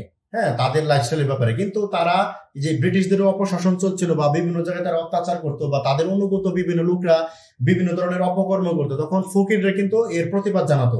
হ্যাঁ, বা কোনো নির্যাতিতের পক্ষে তারা ফকিররা প্রতিবাদ জানাতো, সন্ন্যাসীরা প্রতিবাদ জানাতো এবং ফকির সন্ন্যাসীরা নৈতিকভাবে ব্রিটিশদের বিপক্ষে ছিল, কারণ তারা অবগত ছিল তারা এখানে আউটকামার অর্থাৎ দখলদার। ফলে এই ফকির সন্ন্যাসীরা ইংরেজদেরকে কখনোই মন থেকে গ্রহণ করেনি, তাদেরকে দখলদার হিসেবে দেখতো। ফলে অনেক জায়গায় ফকির সন্ন্যাসীদের সাথে তাদের কি একটা বিরোধ লেগে যেত। একটা সময় গিয়ে এই ফকির সন্ন্যাসীদেরকে দমন করার জন্য বা তাদের প্রভাব হ্রাস করার জন্য ব্রিটিশ সরকার কিছু পলিসি নেয়। হ্যাঁ, তারা চিন্তা করে যে এই ফকির সন্ন্যাসীদের যে মূল যে উৎস বা তাদের যে মূল শক্তি ভিত্তি সেটা নষ্ট করে দিতে হবে। ফলে এই যে ফকিররা ভিক্ষা এবং মুষ্টি সংগ্রহ করে চলতো সেটাকে তারা বেআইনি ঘোষণা করে, অর্থাৎ ফকিরদের খাবার তারা বন্ধ করে দেয়, ফকির সন্ন্যাসীদের এক ধরনের খাবার তারা বন্ধ করে দেয় এবং যে তীর্থস্থান যে ভ্রমণ করতে এটার উপর ট্যাক্স বা কর আরোপ করে। হ্যাঁ, এবং তাদেরকে দোষ বা ডাকাত বলে আখ্যায়িত করে। অর্থাৎ এখানে কিন্তু অনেক কঠিন কঠিন সিদ্ধান্ত নেওয়া হয়। দেখা যায় তারা ভিক্ষা ও মুষ্টি সংগ্রহ করতে পারবে না, তীর্থস্থানে ভ্রমণ করতে পারবে না, তারা উল্টো দস্যু নামে তাদের আখ্যায়িত করা হয়। ফলে ফকিররা দেখলো যে তাদের যে জীবনধারা সেটা কখনো পরিচালনা করা সম্ভব না এগুলো মেনে নিলে। খুব স্বাভাবিকভাবে তারা তখন বিদ্রোহী হয়ে ওঠে এবং তারা ইংরেজদের বিরুদ্ধে আক্রমণাত্মক ভূমিকায় অবতীর্ণ হয়। এবং এই ফকিরদের সাথে কিন্তু অনেকগুলো সম্প্রদায় যোগ দিয়েছিল, যেমন সম্পত্তি হারানো জমিদার, যারা সম্পত্তি হারিয়েছিল বা যাদের জমিদারি চলে গিয়েছিল তারাও কিন্তু ওই ফকিরদের সাপোর্ট দিয়েছিল। তাছাড়া যারা কৃষক ছিল এবং বেকার সেনাদল ছিল তারাও এই ফকিরদের সাথে যোগ দেয়, ফলে তাদের দলটা বেশ বড়সড় হয়ে যায় এবং আরো বিভিন্ন ধরনের মানুষ এখানে যুক্ত হয়ে যায়। আর তাদের যে মানে আক্রমণের লক্ষ্যবস্তু ছিল, তারা বেশিরভাগই ইংরেজদের আক্রমণ করত এবং সরকারি কুঠি এবং এই যে জমিদারদের কাছারি, এই জমিদারদের কাছারি অর্থাৎ জমিদাররা কিন্তু ব্রিটিশদের মূল ভিত্তি ছিল এই দেশের। ফলে জমিদাররা ছিল ব্রিটিশদের প্রধান মিত্র বা বন্ধু, তাদেরকে এই জন্য আক্রমণের লক্ষ্যবস্তু করেছিল। তারপরে যে নায়েব গুমস্তা, যারা জমিদারদের লাঠি কি বলে যে জমিদারদের লাঠিয়াল বাহিনী হিসেবে কাজ করত এবং ইংরেজদের সাহায্য সহযোগিতা করত, এই নায়েবরা এবং গুমস্তাদের বাড়ি কিন্তু আক্রমণ করত ফকির সন্ন্যাসীরা। অর্থাৎ ব্রিটিশ সরকার প্লাস তাদের যে অনুগত শ্রেণী আছে এই দেশে তাদেরকে আক্রমণের লক্ষ্যবস্তু বানিয়েছিল ফকির সন্ন্যাসীরা। এর মধ্যে উল্লেখযোগ্য কিছু আক্রমণ আছে, যেমন 1763 সালে ঢাকা ও বাকেরগঞ্জ ইংরেজ কুঠি আক্রমণ করে। তারপর 1772 সালে মজনু শাহ রাজশাহী আক্রমণ করেন। তাছাড়া 1727 সালে যে ভবানী পাঠক ও তার অনুচরগণ সওদাগরের তামাক বোঝা নৌকা লুট করেন। এভাবে তারা বিভিন্ন কর্মকাণ্ড চালাচ্ছিল। তাছাড়া উত্তরবঙ্গে একজন প্রভাবশালী সন্ন্যাসী ছিল, তার নাম হচ্ছে ভবগিরি। তিনি একজন বৈষ্ণব সন্ন্যাসী ছিলেন এবং রংপুর দিনাজপুর অঞ্চলে তিনি অত্যধিক সক্রিয় ছিলেন। 1793 সালে তিনি ধরা খেয়ে যান এবং তাকে নির্বাসনে পাঠানো হয়। তাছাড়া মজনু শাহের যে আন্দোলনের কেন্দ্রবিন্দু ছিল সেটা ছিল বগুড়া, এবং তিনি কিন্তু বগুড়ার যে উলিপুর সেখানে যুদ্ধে 1787 সালে ইংরেজদের হাতে নিহত হন। এবং এই যে উত্তরবঙ্গের তিস্তা এবং করতোয়া নদী, সে তিস্তা এবং করতোয়া নদী পথে কিন্তু ফকির সন্ন্যাসীরা বেশি যুদ্ধ করত এবং নদী পথে তারা যোগাযোগ রক্ষা করত। এই আন্দোলনের ধরনটা যদি বা প্রকৃতিটা যদি আমরা দেখি, সেটা ছিল মূলত সামরিক, প্রধানত অর্থনৈতিক। সামরিক এবং অর্থনৈতিক দুইটা ধরন কিন্তু এই আন্দোলনে আমরা দেখতে পাই। এবং এই আন্দোলন সবচেয়ে বেশি এই যে তীব্র হয়েছিল রংপুরে এবং তারপর দিনাজপুরে। তারপর পুরো উত্তরবঙ্গে আমরা এই আন্দোলনের যে তীব্রতা সেটা লক্ষ্য করি, এবং তিস্তা এবং করতোয়া নদী ছিল এই আন্দোলনের মূল প্রাণকেন্দ্র।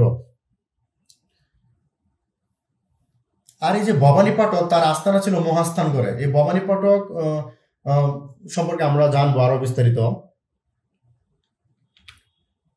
এই যে লেফটেন্যান্ট ব্র্যানার, তার রিপোর্ট থেকে আমরা জানি যে ভবানী পাঠকের সাথে যে দেবী চৌধুরানী তার যোগাযোগ ছিল। এই দেবী চৌধুরানী ছিল রংপুরের পীরকাছার জমিদার এবং তিনি খুবই সাহসী ছিলেন এবং খুবই সুন্দরী ছিলেন। আমরা যে বঙ্কিমচন্দ্রের দেবী চৌধুরানী উপন্যাসটি পড়ি সেটা কিন্তু এই দেবী চৌধুরানীকে নিয়েই লেখা। এবং এই উপন্যাসের মাধ্যমে কিন্তু তারা তাদেরকে একটা অমরত্ব দান করেছে বঙ্কিমচন্দ্র। এই যে ফকির নেতা মজনু শাহ, তিনিও কিন্তু 1787 সালে নিহত হয়ে যান। এবং তারপরে যে নেতৃত্ব আসছিল তারা হলো মুসা শাহ, চেরাগ আলী শাহ, সুবহান শাহ, মাদার বক্স, করিম শাহ ইত্যাদি প্রমুখ। তারা ছিল ওই মজনু শাহের পরবর্তী নেতৃত্বের অংশীদার, অর্থাৎ তারপরে তারা ধারাবাহিকভাবে নেতৃত্ব দিয়ে গিয়েছিলেন। আর মুসা শাহ যে তিনি রংপুর অঞ্চলে বেশ প্রভাব প্রতিপত্তি সহ নেতৃত্ব দিয়েছিলেন এবং তিনি ওইসব অঞ্চলে ইংরেজদের যে অনুগত লোকজন ছিল বা তাদের যে মিত্র ছিল তাদের বাড়ি থেকে ডাকাতিও করতেন। ভবানী পাঠক 1771 সালে মারা যান। ইংরেজদের দমননীতির কারণে 1793 সালের দিকে ফকির সন্ন্যাসী আন্দোলন মোটামুটি ঝিমিয়ে যায় বা তীব্রতা কমে যায় এবং 1800 সাল নাগাদ এটা স্থিমিত হয়ে পড়ে। তারপরে কোথাও কোথাও বিচ্ছিন্নভাবে চলছিল। 1820 সালের পরে ফকির সন্ন্যাসী বিদ্রোহের আর কোনো অস্তিত্ব ছিল না। এই বিদ্রোহটার ব্যর্থতা যে হয়েছিল এর কি কি কারণ ছিল? প্রথমে দেখবো ইংরেজদের উন্নত রণকৌশল, তারা কামানগুলো ইত্যাদি ব্যবহার করতো। অপরদিকে ফকির সন্ন্যাসীরা লাঠি, ছুরি ইত্যাদি ব্যবহার করতো। ফলে দেখা যায় যে ইংরেজদের সাথে তারা আর পেরে ওঠে নাই। তাছাড়া সমগ্র বাংলা ও বিহার ব্যাপী আন্দোলন সশস্ত্র অভ্যুত্থান গড়ে তোলার যে ক্ষমতা এবং যে ধরনের সংগঠন থাকার কথা ছিল সেটা কিন্তু সন্ন্যাসীদের ছিল না।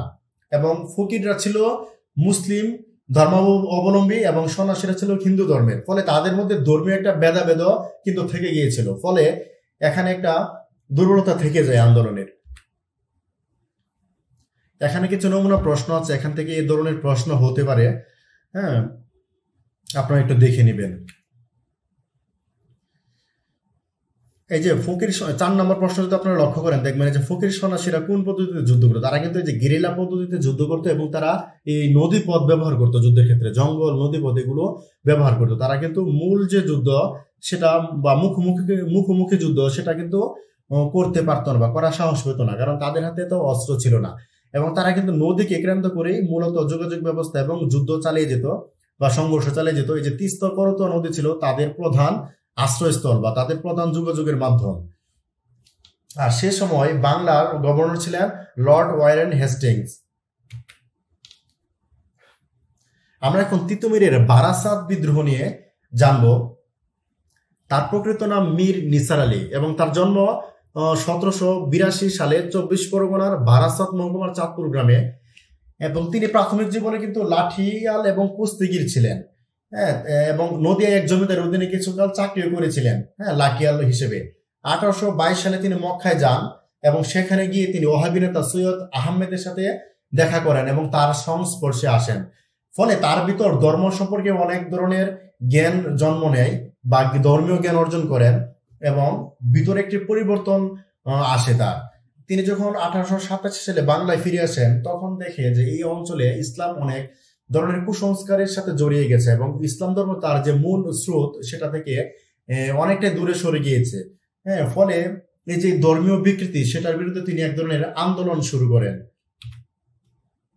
তিনি এই যে হায়দরপুর থেকে তিনি প্রথম ওহাবী আন্দোলন সংস্কার বা ওহাবী সংস্কার আন্দোলন আরম্ভ করেন এবং যার মূল কথা ছিল ইসলাম ধর্মকে শুদ্ধিকরণ, অর্থাৎ ইসলাম ধর্মের সাথে অন্য অন্য ধর্মের যে রীতিনীতি চলে এসেছে, অনেক ধরনের কুসংস্কার যুক্ত হয়েছে, সে কুসংস্কার থেকে ইসলাম ধর্মকে মুক্ত করা তার আন্দোলনের মূল উদ্দেশ্য ছিল।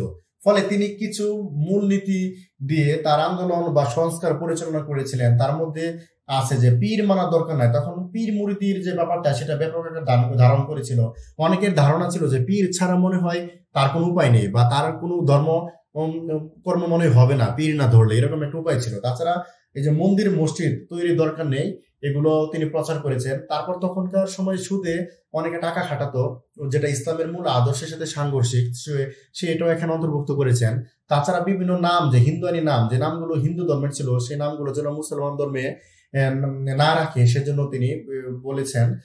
তাছাড়া তার সবচেয়ে বড় যে জিনিসটা ছিল সেটা হচ্ছে বিশেষ ধরনের দাড়ি রাখার নির্দেশ দিয়েছিলেন। হ্যাঁ, এক ধরনের দাড়ি ছিল, আমরা তিতুমিরের ছবি যখন দেখবো তখন দেখবো তার ছবিতে এক ধরনের দাড়ি আছে। এই দাড়ি রাখার কিন্তু নির্দেশ তিনি দিয়েছিলেন, অর্থাৎ তার অনুচররা এবং অনুসারীরা এই ধরনের দাড়ি রাখতো। আর তিতুমিরের আন্দোলনের নাম ছিল কি শরীয়তে মুহাম্মাদি এবং তার আন্দোলন নিম্ন শ্রেণীর মানুষ, কৃষক এবং দলিত সম্প্রদায়ের মধ্যে কিন্তু খুব বেশি জনপ্রিয়তা অর্জন করেছিল। এবং তার যে মূল প্রতিদ্বন্দ্বী সেটা ছিল যে পুরার জমিদার কৃষ্ণ রায় দেব। এই কৃষ্ণ রায় দেব তিতুমিরের অনুসারীদের দাড়ির উপর কর আরোপ করেছিলেন। হ্যাঁ, সেটা মনে হয়েছিল 2%। তারপর তার সাথে অনেকগুলো সংঘর্ষ হয় এবং একটা সময় গিয়ে সেটা আরো তিক্ত হয়ে যায়। ফলে তিতুমির মিসকিন শাহ নামে এক ফকিরের সহায়তায় 300 জন অনুচর জোগাড় করে জমিদার বাড়ি আক্রমণ করেন এবং তিতুমির নির্দেশ দেন জমিদারদের কোনো ধরনের কর দেওয়া যাবে না। হ্যাঁ, তিতুমির উল্টো জমিদারের কাছ থেকে কর দাবি করেন যে তোমরাই উল্টো আমাদেরকে কর দিবা। হ্যাঁ, তিনি 1831 সালে তার শিষ্য মইজুদ্দিনের সহায়তায় 24 পরগনার নারিকেল বাড়িয়ায় সুরক্ষিত বাঁশের কেল্লা নির্মাণ করেন। এখানে বাঁশ এবং কাদামাটি দিয়ে সে একটি কেল্লা নির্মাণ করেছিল। হ্যাঁ, এবং এখানে প্রচুর অস্ত্র জোগাড় করেছিল। ফলে এই যে মানে অস্ত্র জোগাড় এবং মানে কেল্লা নির্মাণ এটা ব্রিটিশদের কাছে চলে যায় এবং জমিদারও খবর পায়। তাছাড়া এই যে তিতুমির তিনি বারাসাত ও নদিয়া জেলায় এক ধরনের স্বাধীনতা ঘোষণা করেন, অর্থাৎ তিনি বলেন এখানে কোম্পানির শাসন চলবে না, এখানে আমরাই শাসন করব। ফলে এক ধরনের বিদ্রোহ গড়ে ওঠে এবং ইতিহাসে এটি বারাসাত বিদ্রোহ নামে খ্যাত। অর্থাৎ ইংরেজদের অধীনতা থেকে তিনি বারাসাত এবং নদিয়া জেলা নিয়ে আলাদা একটি স্বাধীন রাজ্যের ঘোষণা দেয়। ফলে 1831 সালে 6 নভেম্বর এই জমিদার বাড়ির যে আক্রমণ করেছিল কৃষ্ণদেব রায়, তারা ছিল ব্রিটিশদের অনুগত। হ্যাঁ, এবং ব্রিটিশদের সাথে ভালো সম্পর্ক ছিল।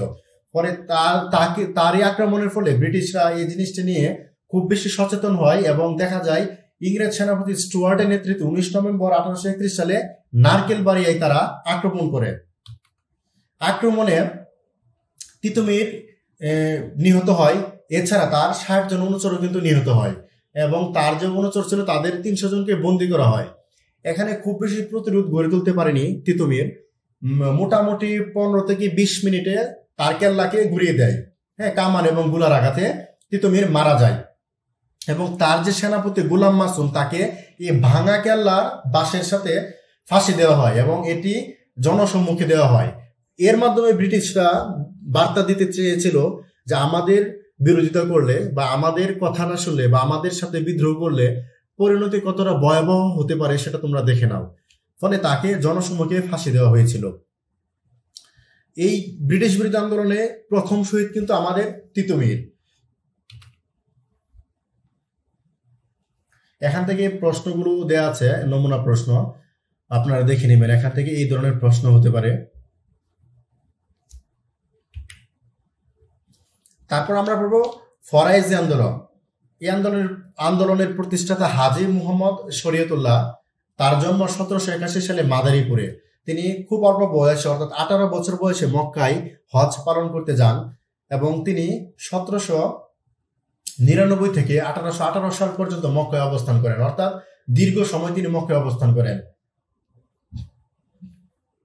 মক্কায় অবস্থান করার ফলে তিনি ইসলাম ধর্মের রীতিনীতি এবং ইসলাম ধর্মের মৌলিক জিনিস নিয়ে খুব ভালো জ্ঞান অর্জন করেন, অর্থাৎ তিনি ধর্মীয় জ্ঞান অর্জন করেছিলেন এবং সেখানে একজন বিখ্যাত বুজুর্গ তাহের সম্বল যে তার কাছে তিনি ধর্মশিক্ষা লাভ করেছিলেন এবং তিনি তিতুমিরের মতোই মক্কায় গিয়ে ওহাবি আদর্শের সংস্পর্শে এসেছিলেন। ফলে তিনি দেশে ফিরে 1818 সালে এক ধরনের মতবাদ প্রচার শুরু করেন। তার মতবাদ প্রচার করেছিল মূলত ইসলামের ফরজ যে জিনিসগুলো সেগুলোর উপর ভিত্তি করে। ফলে তার আন্দোলনের নাম হয়ে যায় ফরাইজি আন্দোলন। হ্যাঁ, ফরাইজি শব্দের অর্থ কি? আমরা জানি ফরাইজি শব্দটি এসেছে ফরজ থেকে, যার অর্থ ইসলামে নির্দিষ্ট বাধ্যতামূলক কর্তব্য। এবং শরীয়তের ফরজ বিষয়গুলোর উপর জোর দিয়েছিলেন এবং এই দেশকে প্রথমে তিনি দারুল হারব বা শত্রুদের দেশ বলে মতামত দেন। এই যে দারুল হারব বা শত্রুদের দেশ বলে মতামত দিয়েছিলেন, ফলে এই যে ব্রিটিশরা তারা ক্ষুব্ধ হয়েছিল এবং এটা কিন্তু অন্য একটা ডাইমেনশনে চলে যায়। এটা তখন শুধু ধর্মীয় সংস্কার আন্দোলনে থাকেনি, এর ফলে এটা ইংরেজদের বিপক্ষেও চলে যায়। অর্থাৎ আমরা এই আন্দোলনে এখান থেকে ব্রিটিশ বিরোধী যে মনোভাব সেটা লক্ষ্য করে থাকি। তাছাড়া এই যে শরীয়তুল্লাহ তিনি বলেছিলেন এটা যেহেতু দারুল হারব বা বিধর্মীদের দেশ বা বিধর্মীদের দ্বারা দখলীকৃত ভূমি, সেহেতু এখানে জুমার নামাজ এবং ঈদের জামাত পড়া উচিত নয়। কিন্তু এই যে অনেক বুড়া মুসলমান ছিল তারা কিন্তু শরীয়তুল্লাহর এইগুলো নিয়ে মতবিরোধ দেখাতে তাদের সাথে, অর্থাৎ বুড়া মোল্লাদের সাথে শরীয়তুল্লাহর এই জুমার নামাজ এবং 2 ঈদের নামাজ নিয়ে এক ধরনের মতবাদ দেখা দেয় বা মতবিরোধ দেখা দেয়। শরীয়তুল্লাহ অন ইসলামিক কার্যক্রমকে মহাপাপ বলে ঘোষণা দিয়েছিলেন এবং তিনি পাপকে 2 ভাগে ভাগ করেছিলেন, যথা শিরক এবং বিদাত। শিরকের অন্তর্ভুক্ত করেছিলেন যে শিব পূজা, কবর পূজা, হ্যাঁ, পীর পূজা ইত্যাদিকে তিনি শিরক বলে অভিহিত করেছিলেন। তাছাড়া এই যে ভেলা বাসানো, জারি গান গাওয়া, মহরমের সুখ পালন, জন্মের সময় ছুটি পালন করা বা জন্মদিন পালন করা, এগুলোকে তিনি বিদাত বলে ঘোষণা দিয়েছিলেন। অর্থাৎ তার মানে প্রচলিত যে মতাদর্শ আছে সেটার মধ্যে আমরা 2 ধরনের পাপ দেখতে পাই, শিরক এবং বিদাত।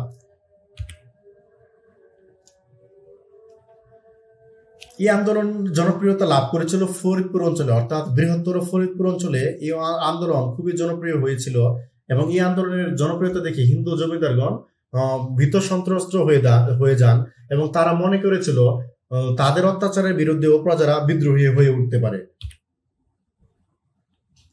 এই হিন্দু জমিদাররা পূজা পার্বণে বা বিভিন্ন হিন্দু ধর্মের উৎসব বা অনুষ্ঠানের সময় তার খরচ বহন করার জন্য মুসলমানদের উপর কর চাপাতো। হ্যাঁ, এই করটাকে যেন না দেয় সেজন্য হাজী শরীয়তুল্লাহ নিষেধ করে দেন যে হিন্দু জমিদারদের কোনো কর দেওয়া যাবে না। ফলে ফরাইজি কৃষক ও হিন্দু জমিদারদের মধ্যে শুরু হয় এক ধরনের বিরোধ বা অসন্তোষ এবং দেখা যায় ফরাইজিদের বিভিন্ন মিথ্যা মামলা এবং শারীরিক নির্যাতনের মাধ্যমে হেনস্থা করার চেষ্টা করা হয়। এই যে পূর্বেই বলেছি কিছু মুসলমান ছিল যারা হাজে শরীয়তুল্লাহর যে সংস্কার এটার বিরোধী ছিলেন, ফলে তাদের সাথে কিন্তু হাজে শরীয়তুল্লাহর এক ধরনের বিরোধ দেখা দিয়েছিল। তারা এই যে গোঁড়া মুসলমানরা তাকে ঢাকার নয়াবাড়ি থেকে বিতাড়িত করে এবং তিনি তারপর পুনরায় তার জন্মস্থান মাদারীপুরে ফিরে আসেন এবং এখানে তিনি 1840 সালে 59 বছর বয়সে মারা যান। হাজী শরীয়তুল্লাহর পর ফরাইজি আন্দোলনে নেতৃত্ব দেন দুদু মিয়া। তার পুরো নাম ছিল মোহাম্মদ মোহসিন। তার জন্ম 1819 সালে এবং তিনিও দেখি পিতার মতো মক্কা থেকে হজ ব্রত পালন করে এসেছিলেন এবং তার সময় কিন্তু এই আন্দোলন মানে রাজনৈতিক রূপ লাভ করে, কারণ তিনি প্রচার করেছিলেন যে জমি আল্লাহর দান, সুতরাং এর উপর কর ধার্য করার কারো কোনো অধিকার নেই। ফলে এটি একটি রাজনৈতিক ডাইমেনশনে চলে যায় এবং তার এইসব কথায় দরিদ্র কৃষকরা আকৃষ্ট হয় এবং তার এখানে নিম্ন শ্রেণীর মানুষ দরিদ্র কৃষক এসে জড়ো হয় এবং তিনি ফরাইজিদের মধ্যে একটি বার্তা দেন যে ফরাইজি বাই বাই। হ্যাঁ, এবং ফরাইজি একজন ফরাইজি অনুসারীদের কিছু হলে অন্য ফরাইজি অনুসারী যেন তার পাশে দাঁড়ায়। ফলে তিনি ফরাইজিদের মধ্যে এক ধরনের ভ্রাতৃত্ববোধ বা ঐক্য গড়ে তোলেন এবং তিনি ব্রিটিশ আদালতের পাশাপাশি ফরাইজি আদালত স্থাপন করেছিলেন এবং এই আদালতে বিচার কাজ সম্পন্ন হতো। ফরাইজি আদালতে যদি কেউ না যেত, অর্থাৎ ফরাইজি অধ্যুষিত অঞ্চলে কেউ যদি ফরাইজি আদালতে না গিয়ে ব্রিটিশদের আদালতে চলে যেত, তখন তাদের কঠোর শাস্তি দেওয়া হতো। ফলে এই যে ফরাইজি আদালত, সেটা কিন্তু ব্রিটিশদের সার্বভৌমত্বের জন্য একটা হুমকি ছিল। এজন্য ব্রিটিশরা এই ফরাইজিদের দমন করার উদ্যোগ নেয়। ফলে ব্রিটিশদের মোকাবেলার জন্য দুদু মিয়া একটি লাঠিয়াল বাহিনী গড়ে তোলেন 1838 সালে। 1840 সালে দুদু মিয়া কানাইপুরের শিকদার জমিদারগণ এবং ফরিদপুরের ঘুষ জমিদারদের বিরুদ্ধে আক্রমণ চালান, কারণ তারা ওই অঞ্চলের খুবই প্রভাবশালী জমিদার ছিল এবং তাদের বিরুদ্ধে প্রজা নির্যাতনের অভিযোগ ছিল। ফলে বিভিন্ন কিছু নিয়ে তাদের সাথে ফরাইজিদের একটা বিরোধ দেখা দেয় এবং এই ফরাইজিরা ফরিদপুরের এই শিকদার জমিদার বাড়ি এবং ঘোষ জমিদার বাড়ি আক্রমণ করেন। তাছাড়া তারা নীল বিদ্রোহ সময়ে সক্রিয় ছিল এবং নীলকরদের বিরুদ্ধে দুদু মিয়া প্রবল আন্দোলন গড়ে তুলেছিলেন এবং তার সাথে কিন্তু যে কুখ্যাত নীলকর ডানলপ তার সংঘর্ষ হয়েছিল। আমরা দেখি 1857 সালের সময় যে সিপাহী বিদ্রোহ হয়েছিল সেখানে তিনি গুরুত্বপূর্ণ ভূমিকা রেখেছিল। ফলে ব্রিটিশ সরকার তাকে গ্রেপ্তার করেন এবং তাকে কলকাতার আলিপুর জেলখানায় নিয়ে আটক করেন। সেখান থেকে 1860 সালে তাকে মুক্তি দেওয়া হয় এবং 1862 সালে দুদু মিয়া ঢাকায় মৃত্যুবরণ করেন। তার সমাধিস্থল মাদারীপুরের বাহাদুরপুরে। হ্যাঁ, তাছাড়া হাজী শরীয়তুল্লাহর সমাধিস্থল মাদারীপুরের শিবচরের শ্যামাইল গ্রামে। ফরাইজ আন্দোলন কিছু কিছু কারণে ব্যর্থ হয়েছিল। এর মধ্যে প্রধানত ছিল এই আন্দোলনের কোনো সুনির্দিষ্ট লক্ষ্য ছিল না। এই আন্দোলন একটি অগোছলভাবে পরিচালনা করা হয়েছিল। কিছু সংকীর্ণ অর্থাৎ ধর্মীয় লক্ষ্য ছিল, কিন্তু আর কোনো সুনির্দিষ্ট লক্ষ্য ছিল না, যার ফলে সবাই আকৃষ্ট এবং সবাই আসবে। আরেকটি সমস্যা ছিল এই আন্দোলনে, সেটা হচ্ছে তারা জমিদারদের বিরুদ্ধে যুদ্ধ করলেও বা জমিদারদের বিরুদ্ধে সংঘর্ষে লিপ্ত হলেও, জমিদারদের অন্যায়ের বিরুদ্ধে প্রতিবাদ জানালেও তারা জমিদারি প্রথা উচ্ছেদের কোনো দাবি জানায়নি। ফলে এখানে তাদের আন্দোলনের একটা দুর্বলতা থেকে গিয়েছিল। তারপর দুদু মিয়ার পর এখানে আমরা দেখি কোনো যোগ্য নেতৃত্ব গড়ে ওঠেনি। তাছাড়া গোঁড়া মুসলমানরা ফরাইজিদের ভালোভাবে গ্রহণ করতো না। ফরাইজিদের সাথে তাদের মতাদর্শগত একটি দ্বন্দ্ব ছিল। ফলে এখানেও আমরা দেখি একটি দুর্বলতা থেকে যায়। তবে এই আন্দোলনের কিছু কিছু গুরুত্ব ছিল। প্রথমে এই আন্দোলনের ফলে মুসলমানদের মধ্যে কুসংস্কার দূর হয়, অর্থাৎ আগে যে ইসলাম ধর্ম কুসংস্কারাচ্ছন্ন ছিল সেখান থেকে কুসংস্কার দূর হয়। ব্রিটিশ শাসনের বিরুদ্ধে বাংলায় মুসলমানদের অসন্তোষের এটাই ছিল প্রথম বহিঃপ্রকাশ। তাছাড়া কৃষকরা জমিদারদের অত্যাচারের বিরুদ্ধে প্রতিবাদ করা শেখে, তখন থেকে তারা প্রতিবাদী একটা চরিত্রে অবতীর্ণ হতে পারে। এখান থেকে এ ধরনের প্রশ্ন হতে পারে, এই জিনিসগুলো একটু দেখে নিবেন।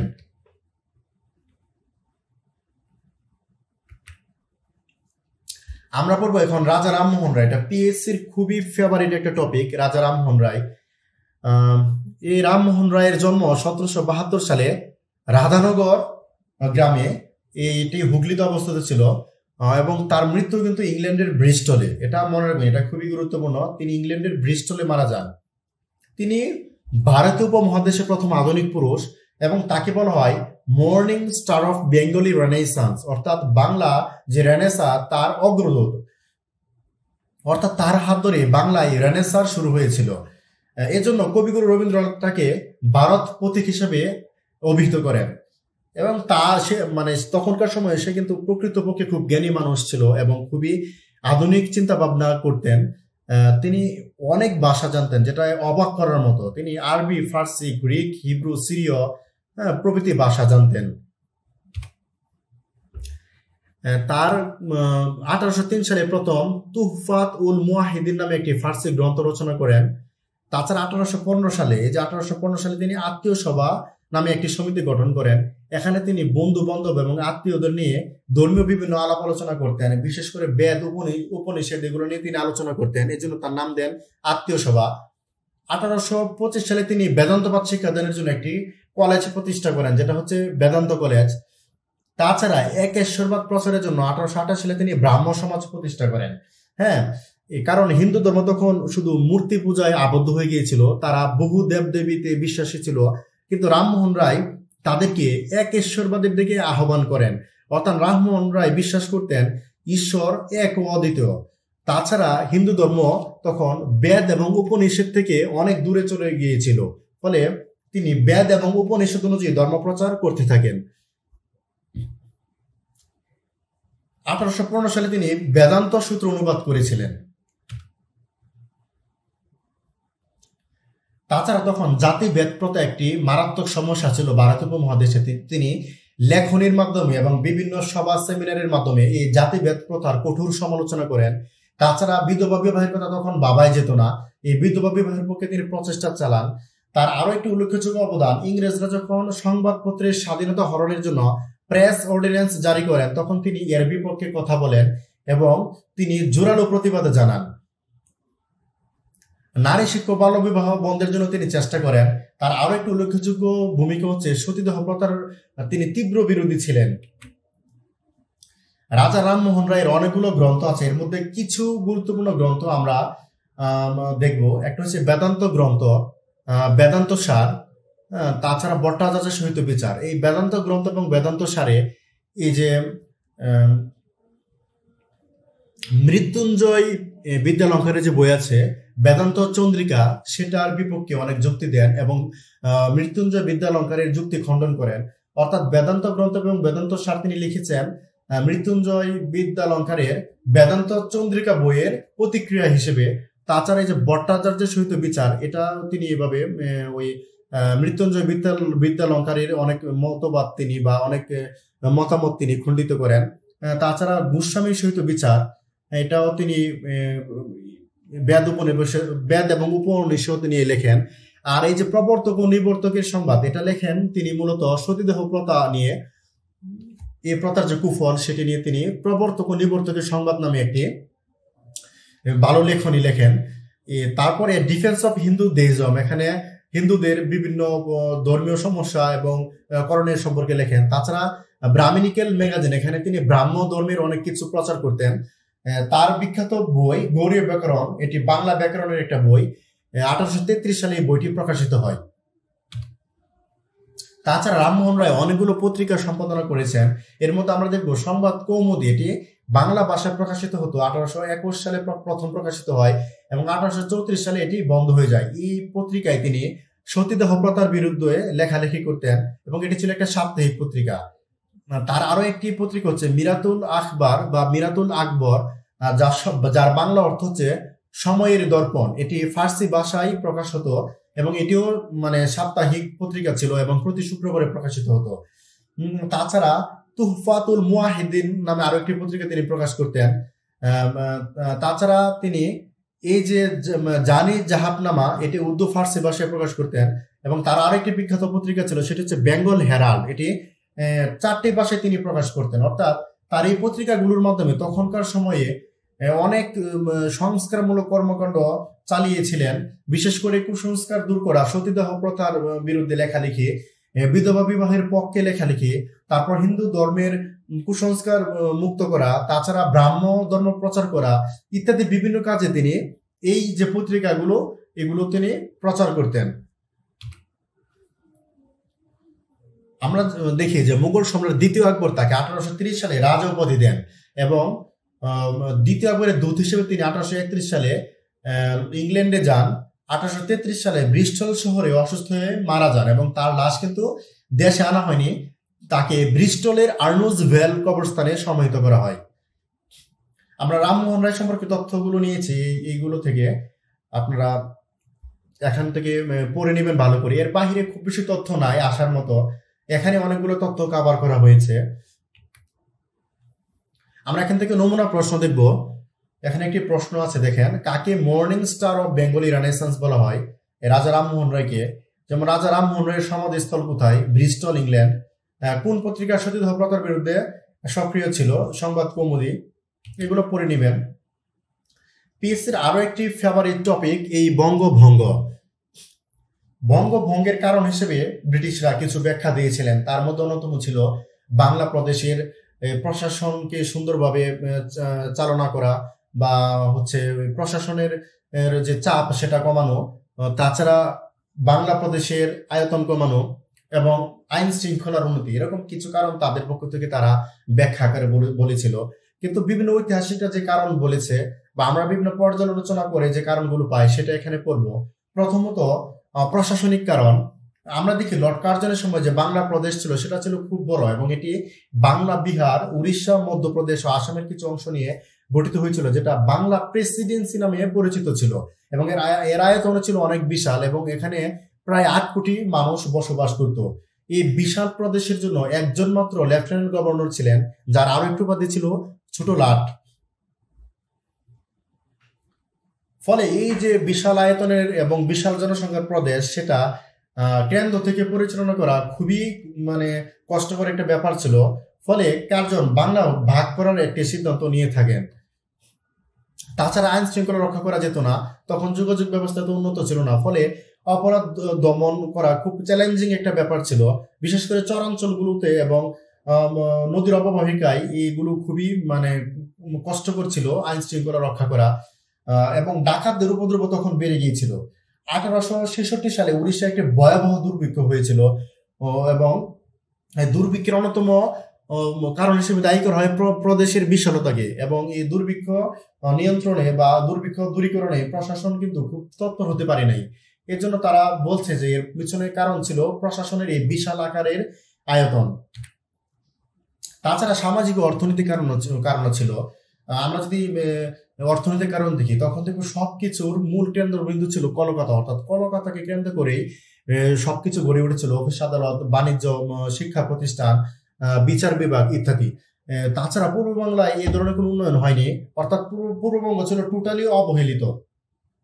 এই কারণে লর্ড কার্জন আশা করেছিলেন পূর্ব বাংলা এবং আসাম নিয়ে একটি স্বতন্ত্র প্রদেশ গঠিত হলে এই অঞ্চলের অধিবাসীদের সব ধরনের উপকার হবে, অর্থাৎ শিক্ষা, স্বাস্থ্য, কৃষি, ব্যবসা বাণিজ্য প্রভৃতি ক্ষেত্রে তারা অনেক উন্নয়ন করতে সক্ষম হবে।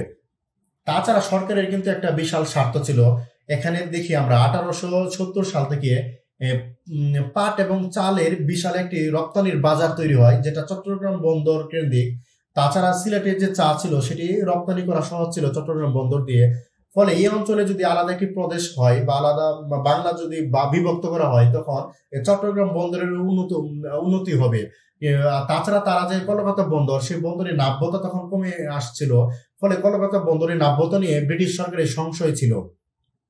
তাছাড়া বাংলার যে উর্বর ভূপ্রকৃতি, প্রবাহমান যে নদ নদী এবং উর্বর মাটি, সেগুলো কাঁচামাল উৎপাদনে খুব সহায়ক ছিল, ফলে এখান থেকে কাঁচামাল যোগানেরও একটি রাস্তা ব্রিটিশরা পেয়ে যায়। বঙ্গভঙ্গের পিছনে যে রাজনৈতিক কারণ ছিল সেটি যদি আমরা দেখি, যে বিভিন্ন আন্দোলন, সংগ্রাম, প্রতিবাদ কিন্তু কলকাতাকে কেন্দ্র করেই গড়ে উঠেছিল এবং কলকাতায় একটি শিক্ষিত মধ্যবিত্ত শ্রেণী গড়ে উঠেছিল, যারা ব্রিটিশ শাসন সম্পর্কে খুবই সচেতন ছিল এবং তারা জাতীয়তাবাদী চেতনায় উদ্বুদ্ধ ছিল। ফলে ব্রিটিশরা দেখলো যে সব আন্দোলন, সংগ্রাম এবং ব্রিটিশ বিরোধী কর্মকাণ্ডের মূল যে জায়গা সেটা হচ্ছে কলকাতা, সুতরাং এটাকে বিচ্ছিন্ন করে দিতে হবে। ফলে এই একটা চিন্তা থেকে তারা বঙ্গভঙ্গের পরিকল্পনা করে এবং তারা বলে থাকে যে এখানে চরমপন্থী উগ্র জাতীয়তাবাদী চেতনায় অনেকে উদ্বুদ্ধ হয়েছে। তাছাড়া তাদের যে চিরায়ত নীতি, যে ডিভাইড এবং রুল পলিসি, যেটা ভাগ করো এবং শাসন করো, সেই পলিসিও ছিল তাদের বঙ্গ বিভাগের অন্যতম একটি কারণ। তারা ধারণা করেছিল বঙ্গ ভাগের মাধ্যমে যদি পূর্ব বাংলার সংখ্যাগরিষ্ঠ মুসলমানদের আমরা খুশি করি তখন তারা আমাদের অনুগত থাকবে এবং একই সাথে এই যে জাতীয়তাবাদী আন্দোলন সেটাও দুর্বল হয়ে যাবে। বঙ্গভঙ্গের ঘোষণা প্রকৃতপক্ষে 1903 সালেই গৃহীত হয়। তারপরে আমরা দেখি 1904 সালে ভারতের সচিব এটি অনুমোদন করেন এবং বঙ্গভঙ্গের পরিকল্পনা চূড়ান্তভাবে তারা গ্রহণ করেন 1905 সালের 10 জুলাই। এবং কোন কোন অঞ্চল নিয়ে আমরা দেখবো, কোন কোন অঞ্চল নিয়ে পূর্ববঙ্গ এবং আসাম নামে যে প্রদেশটা গঠিত হয়েছিল সেটা হচ্ছে যে আসাম, ঢাকা, চট্টগ্রাম, রাজশাহী, জলপাইগুড়ি, পার্বত্য ত্রিপুরা এবং মালদহ। এবং প্রশ্ন আসতে পারে যে পূর্ব বাংলা এবং আসাম প্রদেশের অন্তর্গত অঞ্চল ছিল কোনটি? হ্যাঁ, সুতরাং এগুলো মনে রাখবেন যে আসাম, ঢাকা, চট্টগ্রাম, রাজশাহী, জলপাইগুড়ি, পার্বত্য ত্রিপুরা এবং মালদহ এই অঞ্চলগুলো নিয়ে কি হয়? পূর্ব বাংলা এবং আসাম প্রদেশ গঠিত হয় এবং যার রাজধানী কোথায় হয়? রাজধানী হয় ঢাকায়। এবং নতুন প্রদেশের দায়িত্বভার একজন লেফটেন্যান্ট গভর্নরের উপর ন্যস্ত করা হয়। এবং নতুন প্রদেশের যে বিচার বিভাগ সেটি কিন্তু কলকাতা হাইকোর্টের অধীনে রাখা হয়েছিল এবং এই প্রদেশের নবগঠিত এই প্রদেশের আয়তন হয়েছিল 6000 বর্গ মাইল এবং এখানে জনসংখ্যা ছিল 3,10,00,000। এর মধ্যে আমরা দেখি সংখ্যাগরিষ্ঠ ছিল মুসলমান, অর্থাৎ 1,80,00,000 ছিল মুসলমান এবং 1,20,00,000 ছিল হিন্দু এবং অন্যান্য জনসংখ্যার অন্যান্য ধর্মের জনসংখ্যা এখানে ছিল।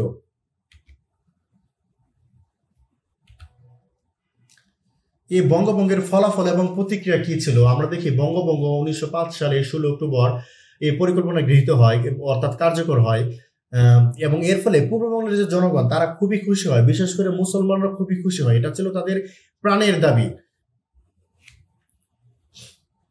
1906 সালে আমরা দেখব, এখানে একটা তথ্য আছে দেখেন, 1906 সালে 16 অক্টোবর বঙ্গভঙ্গের 1 বছর পূর্তিতে বা বঙ্গভঙ্গের 1 বছর পর কি কি সুবিধা পেয়েছিল পূর্ববঙ্গের মানুষ সেগুলো নিয়ে ইস্টার্ন বেঙ্গল এন্ড আসাম ইরা পত্রিকা কিছু কিছু সুবিধার কথা উল্লেখ করেছেন। প্রথমে দেখবো যে ঢাকা নগরে পুনর্জন্ম, অর্থাৎ ঢাকা নগরে বড় বড় অফিস আদালত, অট্টালিকা এগুলো গড়ে ওঠে এবং ঢাকা শহরের প্রভূত উন্নতি হয়। তাছাড়া চট্টগ্রাম বন্দরের উন্নতি হয় এবং চট্টগ্রাম বন্দর কেন্দ্রিক বাণিজ্যের সম্প্রসারণ ঘটে এবং আমরা দেখি নদী, খাল এবং রেল লাইনকে উন্নত করে চট্টগ্রাম বন্দর পর্যন্ত সংযুক্ত করা হয় এবং চট্টগ্রাম বন্দরের সাথে এগুলোর যোগাযোগ স্থাপন করা হয়। ফলে বাণিজ্যেরও একটি সম্প্রসারণ ঘটে চট্টগ্রাম বন্দরকে কেন্দ্র করে।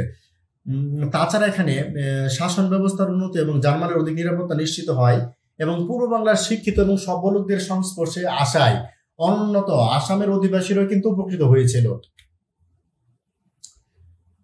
তাছাড়া প্রদেশের শিক্ষা ব্যবস্থার উন্নতি হয়েছিল। এছাড়া নতুন প্রদেশে বেকারদের চাকরির সুযোগ তৈরি হয়েছিল, অর্থাৎ নতুন প্রদেশে যেহেতু অফিস আদালত গড়ে উঠেছিল, পাশাপাশি অনেক শিল্প কারখানা গড়ে উঠেছিল, ফলে এখানে কিন্তু বেকারদের চাকরির সুযোগ তৈরি হয়েছিল এবং পাটের দাম ও চাহিদা বৃদ্ধি পেয়েছিল, কারণ তখন আমাদের এই অঞ্চলে প্রধান অর্থকরী ফসল ছিল কিন্তু পাট। হ্যাঁ, এবং পাটের এই দাম বৃদ্ধির কারণে কৃষকরা ন্যায্য মূল্য পায় এবং তাদের সুদিন আসে, ফলে কৃষকদের সন্তানও কিন্তু লেখাপড়া করার সুযোগ পায় বা কৃষকরা কিন্তু একটা উন্নত জীবনযাপনের দিকে বা মোটামুটি সচ্ছল জীবনযাপনের দিকে অগ্রসর হয় এবং মুসলমানদের মধ্যে এক ধরনের আশা আকাঙ্ক্ষা এবং অভাবনীয় উৎসাহ এবং উদ্দীপনা দেখা দেয়। মুসলমানরা খুবই খুশি হয়েছিল এই বঙ্গভঙ্গের ফলে। হিন্দুদের যে প্রতিক্রিয়া, হিন্দুরা বঙ্গভঙ্গকে খুব ভালোভাবে নেয়নি। তারা কি বলে যে এটা হচ্ছে বঙ্গমাতার অঙ্গচ্ছেদ, তাছাড়া এটা বাঙালি বিরোধী একটি ডিসিশন, তাছাড়া এটা জাতীয়তাবাদী বিরোধী একটি পদক্ষেপ। হ্যাঁ, আমরা দেখি যে সুরেন্দ্রনাথ বন্দ্যোপাধ্যায়, কংগ্রেস নেতা সুরেন্দ্রনাথ বন্দ্যোপাধ্যায় বঙ্গভঙ্গকে একটি জাতীয় দুর্যোগ হিসেবে আখ্যায়িত করে এবং তার সন্ধ্যা পত্রিকায় এটিকে রাজনৈতিক উদ্দেশ্যেই বঙ্গভঙ্গ করা হয়েছে বলে অভিহিত করেন এবং এটি বলেন যে বাঙালি জাতিকে ধ্বংস করার একটি চক্রান্ত বঙ্গভঙ্গ। এখান থেকে কি ধরনের প্রশ্ন হতে পারে এগুলো আমরা এখন দেখব।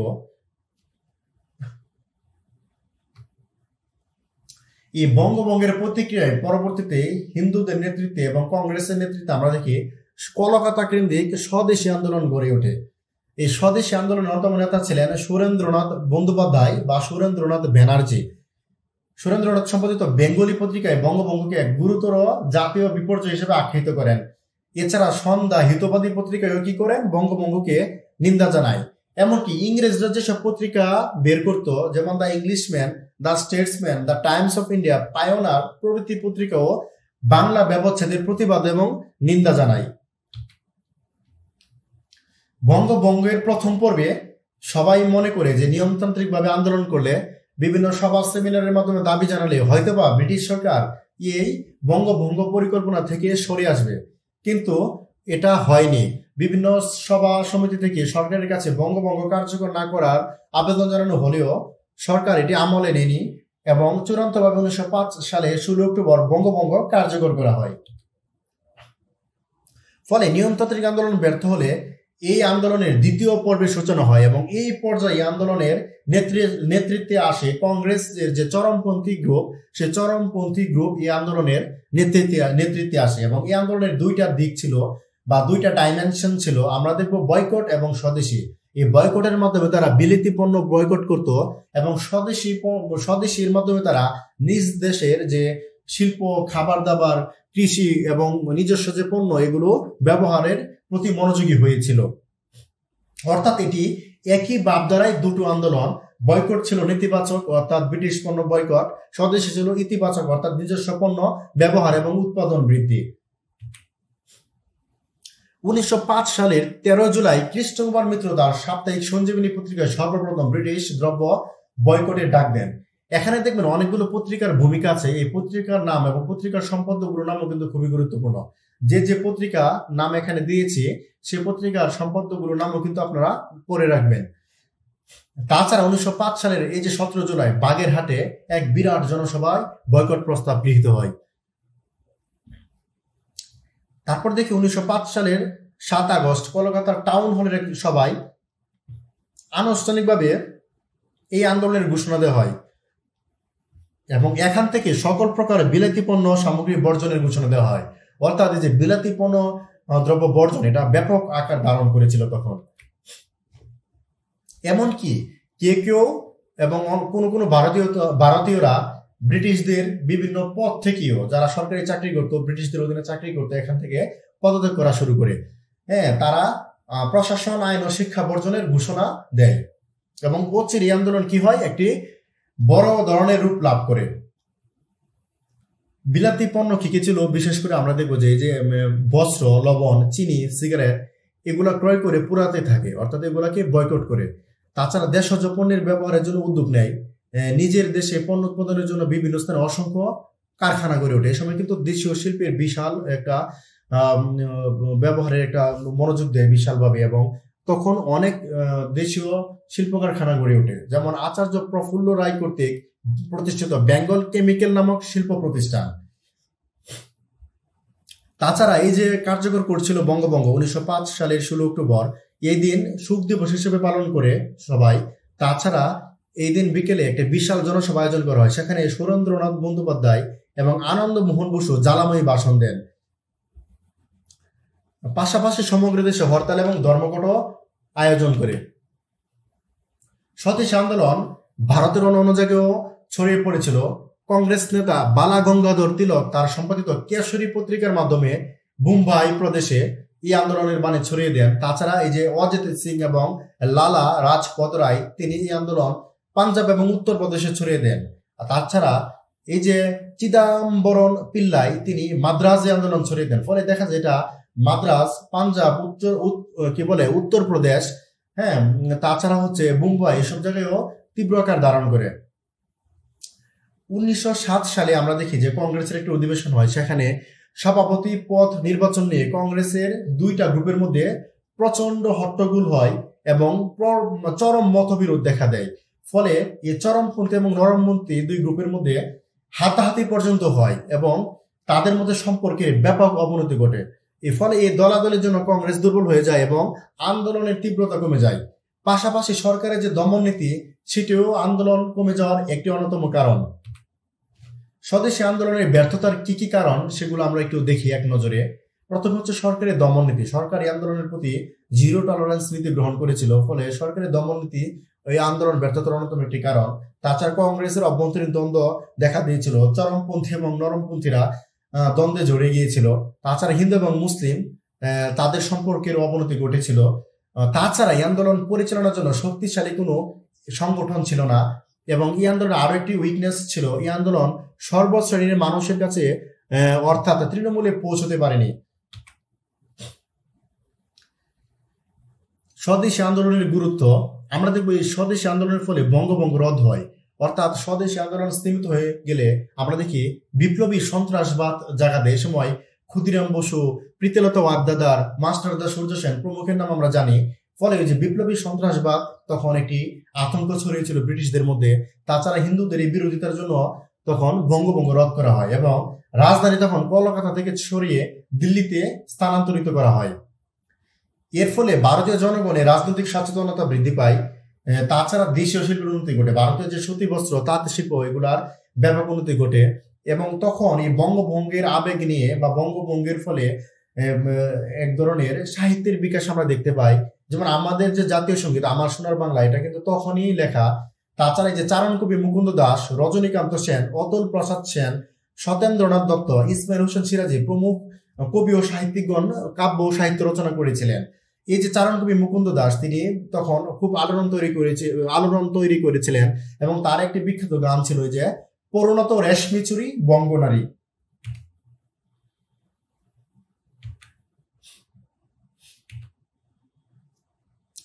তাছাড়া আমরা দেখি স্বদেশী আদর্শে বাঙালিকে মানে বিজ্ঞান চর্চা আগ্রহী করেছিল, যেমন জগদীশ চন্দ্র বসু এবং প্রফুল্ল রায়। তাছাড়া মেঘনাথ সাহা, সত্যেন্দ্রনাথ বসু, তারা কিন্তু স্বদেশী আন্দোলনের স্পিরিট থেকেই বিজ্ঞান চর্চায় মনোযোগী হয়। এবং জগদীশ চন্দ্র বসু প্ল্যান্ট রেসপন্স নামক একটি বই লিখেছিলেন। প্রফুল্ল চন্দ্র রায়ের বিখ্যাত বই হিস্ট্রি অফ হিন্দু কেমিস্ট্রি। এছাড়া চিত্রশিল্পের সময় অনেক পরিবর্তন আসে এবং আমার নিজস্ব চিত্রশিল্পের বিকাশ ঘটে। যেমন অবনীন্দ্রনাথ ঠাকুরের ভারত মাতা ছবিটি তখন খ্যাতি অর্জন করেছিল। তাছাড়া এই যে ভারতের নিজস্ব যে চিত্রকলা এবং শিল্পকলা রয়েছিল, যে মুঘল, রাজপুত এবং অজন্তার যে গুহাচিত্র, সেগুলোকে তিনি পুনরুজ্জীবিত করেন। এবং নারী শিক্ষার জন্য তখন বেথুন কলেজ ভূমিকা রাখে। এই যে আরো দুটি পত্রিকা, অরবিন্দ ঘোষের এবং বারেন্দ্র কুমার ঘোষের, এদের এই পত্রিকাগুলো তখন ব্রিটিশ বিরোধী বিভিন্ন মতবাদ প্রচার করেছিল এবং স্বদেশী আন্দোলন ছড়িয়ে দিয়েছিল। এ পর্যায়ে আমরা পড়ব খিলাফত এবং অসহযোগ আন্দোলন। দুটি আন্দোলন প্রায় যুগপৎ ভাবেই চলছিল। আমরা দেখি যে প্রথম বিশ্বযুদ্ধে উসমানীয় বা অটোমান সাম্রাজ্য যারা ছিল, তারা জার্মানির পক্ষে যোগ দেয় এবং ব্রিটিশরা ছিল জার্মানির বিপক্ষে। ফলে এখানে ভারতীয় উপমহাদেশে যারা ছিল, তারা একটি দ্বিধাদ্বন্দ্বে পড়ে যায় যে কাকে সমর্থন করবে। হ্যাঁ, একদিকে তুরস্কের খিলাফত ছিল মুসলিম জাতির ঐক্যের প্রতীক এবং মুসলমানদের জন্য এই তুর্কি যে সুলতান, সে খলিফা হিসেবে বিবেচিত হতো। আর রাজনৈতিক কারণে এই ভারতীয় মুসলমানগণ ব্রিটিশদের অনুগত ছিল। ফলে একটা অস্বস্তিকর অবস্থা দেখা দেয় মুসলমানদের মধ্যে। তারপরে মুসলমানরা ব্রিটিশদের পক্ষে যুদ্ধ করে এবং ব্রিটিশদের কাছ থেকে প্রতিশ্রুতি নেয় যে যুদ্ধে ব্রিটিশরা জয়ী হলে তুরস্কের খিলাফতকে তারা সুরক্ষিত রাখবে এবং মুসলমানদের পবিত্র স্থানগুলোর নিরাপত্তা নিশ্চিত করবে। কিন্তু ব্রিটিশরা যুদ্ধ জয়ের পর তাদের প্রতিশ্রুতি ভঙ্গ করে এবং এর প্রেক্ষিতেই কিন্তু খিলাফত আন্দোলন শুরু হয়। 1919 সালে মুম্বাই শহরে কতিপয় মুসলিম ব্যবসায়ী খলিফার সম্মান ও মর্যাদা রক্ষার জন্য মজলিসে খিলাফত প্রতিষ্ঠা করেন। তাছাড়া 1919 সালের অক্টোবরে আমরা দেখব লখনৌতে ভারতীয় মুসলমানদের বৈঠকে সর্বভারতীয় খিলাফত কমিটি গঠিত হয় এবং পরের মাসে সেপ্টেম্বরে আমরা দেখব শেরে বাংলা একে ফজলুল হকের সভাপতিত্বে দিল্লিতে খিলাফত কমিটির প্রথম সম্মেলন হয় এবং এখান থেকে সিদ্ধান্ত হয় ব্রিটিশ সরকার তুরস্কের খিলাফত রক্ষার প্রতিশ্রুতি না দিলে মুসলমানরা সরকারের সাথে সর্বাত্মক অসহযোগ নীতি অনুসরণ করবে। এই যে মুসলমানদের এই পলিসি, সেটিকে মহাত্মা গান্ধীও সমর্থন করেন। 1920 সালে মৌলানা মুহাম্মদ আলী খিলাফতের ভবিষ্যৎ নিয়ে আলোচনার জন্য প্যারিস ও লন্ডন সফর করেন এবং সেখানে তিনি ফ্রান্সের উচ্চপদস্থ কর্মকর্তা এবং সরকার এবং লন্ডনে গিয়ে তিনি ইংল্যান্ডের এবং ব্রিটিশ সরকারের সাথে কথা বলেন এবং তারা তাকে কোনো ধরনের আশ্বাস দেয়নি যে তুরস্কের খলিফাকে বা খিলাফতকে যে রক্ষা করবে সে ব্যাপারে। হ্যাঁ, এবং তার দাবি অর্থাৎ মাওলানা মুহাম্মদ আলীর দাবি কিন্তু মিত্রপক্ষ মেনে নেয়নি এবং মাওলানা মুহাম্মদ আলীর যে ভাই মাওলানা শওকত আলী, সেও কিন্তু খিলাফত আন্দোলনের অন্যতম একজন নেতা ছিলেন। ফলে 1920 সালের 19 মার্চ সারা ভারতে খিলাফতের দাবিতে হরতাল পালিত হয়। এবং এইদিকে প্যারালালি আমরা দেখি মহাত্মা গান্ধীর নেতৃত্বে আরেকটি আন্দোলন গড়ে ওঠে। যে সেই আন্দোলনের প্রেক্ষাপটটা কি ছিল, সেটা ছিল 1919 সালের মার্চ মাসে ব্রিটিশ সরকার চরমপন্থী বিপ্লবী আন্দোলন দমন করার জন্য একটা রাওলাট আইন পাশ করেন। এবং এই রাওলাট আইন ছিল কুখ্যাত। এখানে একটি ধারা ছিল যে এখানে বিনা বিচারে শত শত লোককে কারাবন্দী করা যাবে, এবং তারা সেটাই করে। ফলে মহাত্মা গান্ধী ক্ষুব্ধ হয় এবং তিনিও একটি আন্দোলন গড়ে তোলেন। ফলে আমরা দেখি খিলাফত আন্দোলন এবং অহিংস অসহযোগ আন্দোলন দুটা প্যারালালি চলতে থাকে। তাছাড়া এই সময় আমরা দেখি যে জালিয়ান ওয়ালাবাগ হত্যাকাণ্ড সংঘটিত হয় 13 এপ্রিল 1919 সালে। এবং এখানে কর্নেল ডায়ার নিরস্ত্র শতাধিক লোককে গুলি করে হত্যা করে। 1920 সালের 10 আগস্ট সেবার্স চুক্তির প্রতিবাদে মুসলমানগণ 21 আগস্ট খিলাফত দিবস পালন করে। এই যে সেবার্স চুক্তি, এই সেবার্স চুক্তির মাধ্যমে তুর্কি সাম্রাজ্যকে অর্থাৎ উসমানীয় সাম্রাজ্যকে বিভক্ত করা হয়। এবং উসমানীয় সাম্রাজ্য বলকান অঞ্চল পর্যন্ত ছড়িয়েছিল। তাদের অধীনে অন্য অন্য জাতির লোকজন ছিল এবং অন্য অন্য রাষ্ট্র বা দেশ তাদের অধীনে ছিল। সেই দেশগুলা মিত্রপক্ষ ভাগ করে নেয় এবং কিছু কিছু অঞ্চলকে তারা স্বাধীনতা দিয়ে দেয়। ফলে এই তুরস্ক খুব একটা ছোট পরিসীমার মধ্যে আবদ্ধ হয়ে যায়, অর্থাৎ তুর্কি সাম্রাজ্য শুধু তুরস্কে আবদ্ধ হয়ে যায় এবং খুব ছোট হয়ে যায়। এর প্রতিবাদে, এই সেবার্স চুক্তির প্রতিবাদে 21 আগস্ট খিলাফত দিবস পালন করা হয়। 1920 সালের সেপ্টেম্বর মাসে কলকাতায় কংগ্রেসের বিশেষ অধিবেশনে গান্ধীর অসহযোগ আন্দোলনের কর্মসূচি গৃহীত হয়। এবং 1920 সালের ডিসেম্বরে নাগপুর অধিবেশনে অসহযোগ ও অহিংস অসহযোগ আন্দোলনের পূর্ণ স্বরাজের দাবি ঘোষণা করা হয়। পূর্ণ স্বরাজ মানে পুরোপুরি স্বাধীনতা দাবি করে ভারত উপমহাদেশ। 1921 সালের শুরুতে উভয় আন্দোলন তীব্র এবং ব্যাপক আকার ধারণ করে, কিন্তু আমরা দেখি যে এই আন্দোলনে একটা সময় গিয়ে সহিংস রূপ লাভ করে। এবং 1922 সালের ফেব্রুয়ারিতে উত্তরপ্রদেশের চৌরিচেরা নামক একটি জায়গায় বিক্ষুব্ধ জনতা থানা আক্রমণ করে এবং থানার ভিতর যারা ছিল সিপাহী তাদেরকে এবং যে দারোগা ছিল তাদেরকে পুড়িয়ে মেরে ফেলে। ফলে এই আন্দোলন সহিংস রূপ লাভ করে। এই আন্দোলন সহিংস রূপ লাভ করলে মহাত্মা গান্ধী অহিংস অসহযোগ আন্দোলনের সকল কর্মসূচি স্থগিত করেন। ফলে খিলাফত আন্দোলনও স্থগিত হয়ে পড়ে। এবং আমরা দেখি 1924 সালে তুরস্কে কামাল আতাতুর্ক পাশা নামে একজন শাসক আসে এবং তিনি এসে খিলাফত বিলুপ্ত করেন এবং আধুনিক তুরস্কের কথা ঘোষণা করেন। ফলে এই যে খিলাফত আন্দোলন সেটার আর যৌক্তিকতা থাকেনি এবং খিলাফত আন্দোলন একেবারে শেষ হয়ে যায়। আমরা দেখব খিলাফত আন্দোলনের নেতৃত্ব কে দিয়েছিলেন, এরকম নমুনা কিছু প্রশ্ন আছে, এগুলো আপনারা দেখে নেবেন। আমি এই আলোচনা করতে গিয়ে যে গ্রন্থগুলোর সহায়তা নিয়েছি সেই গ্রন্থগুলোর নাম এখানে দেয়া আছে।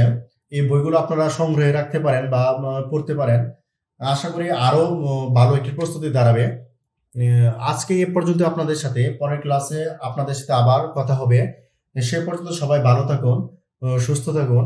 সবাইকে অসংখ্য ধন্যবাদ।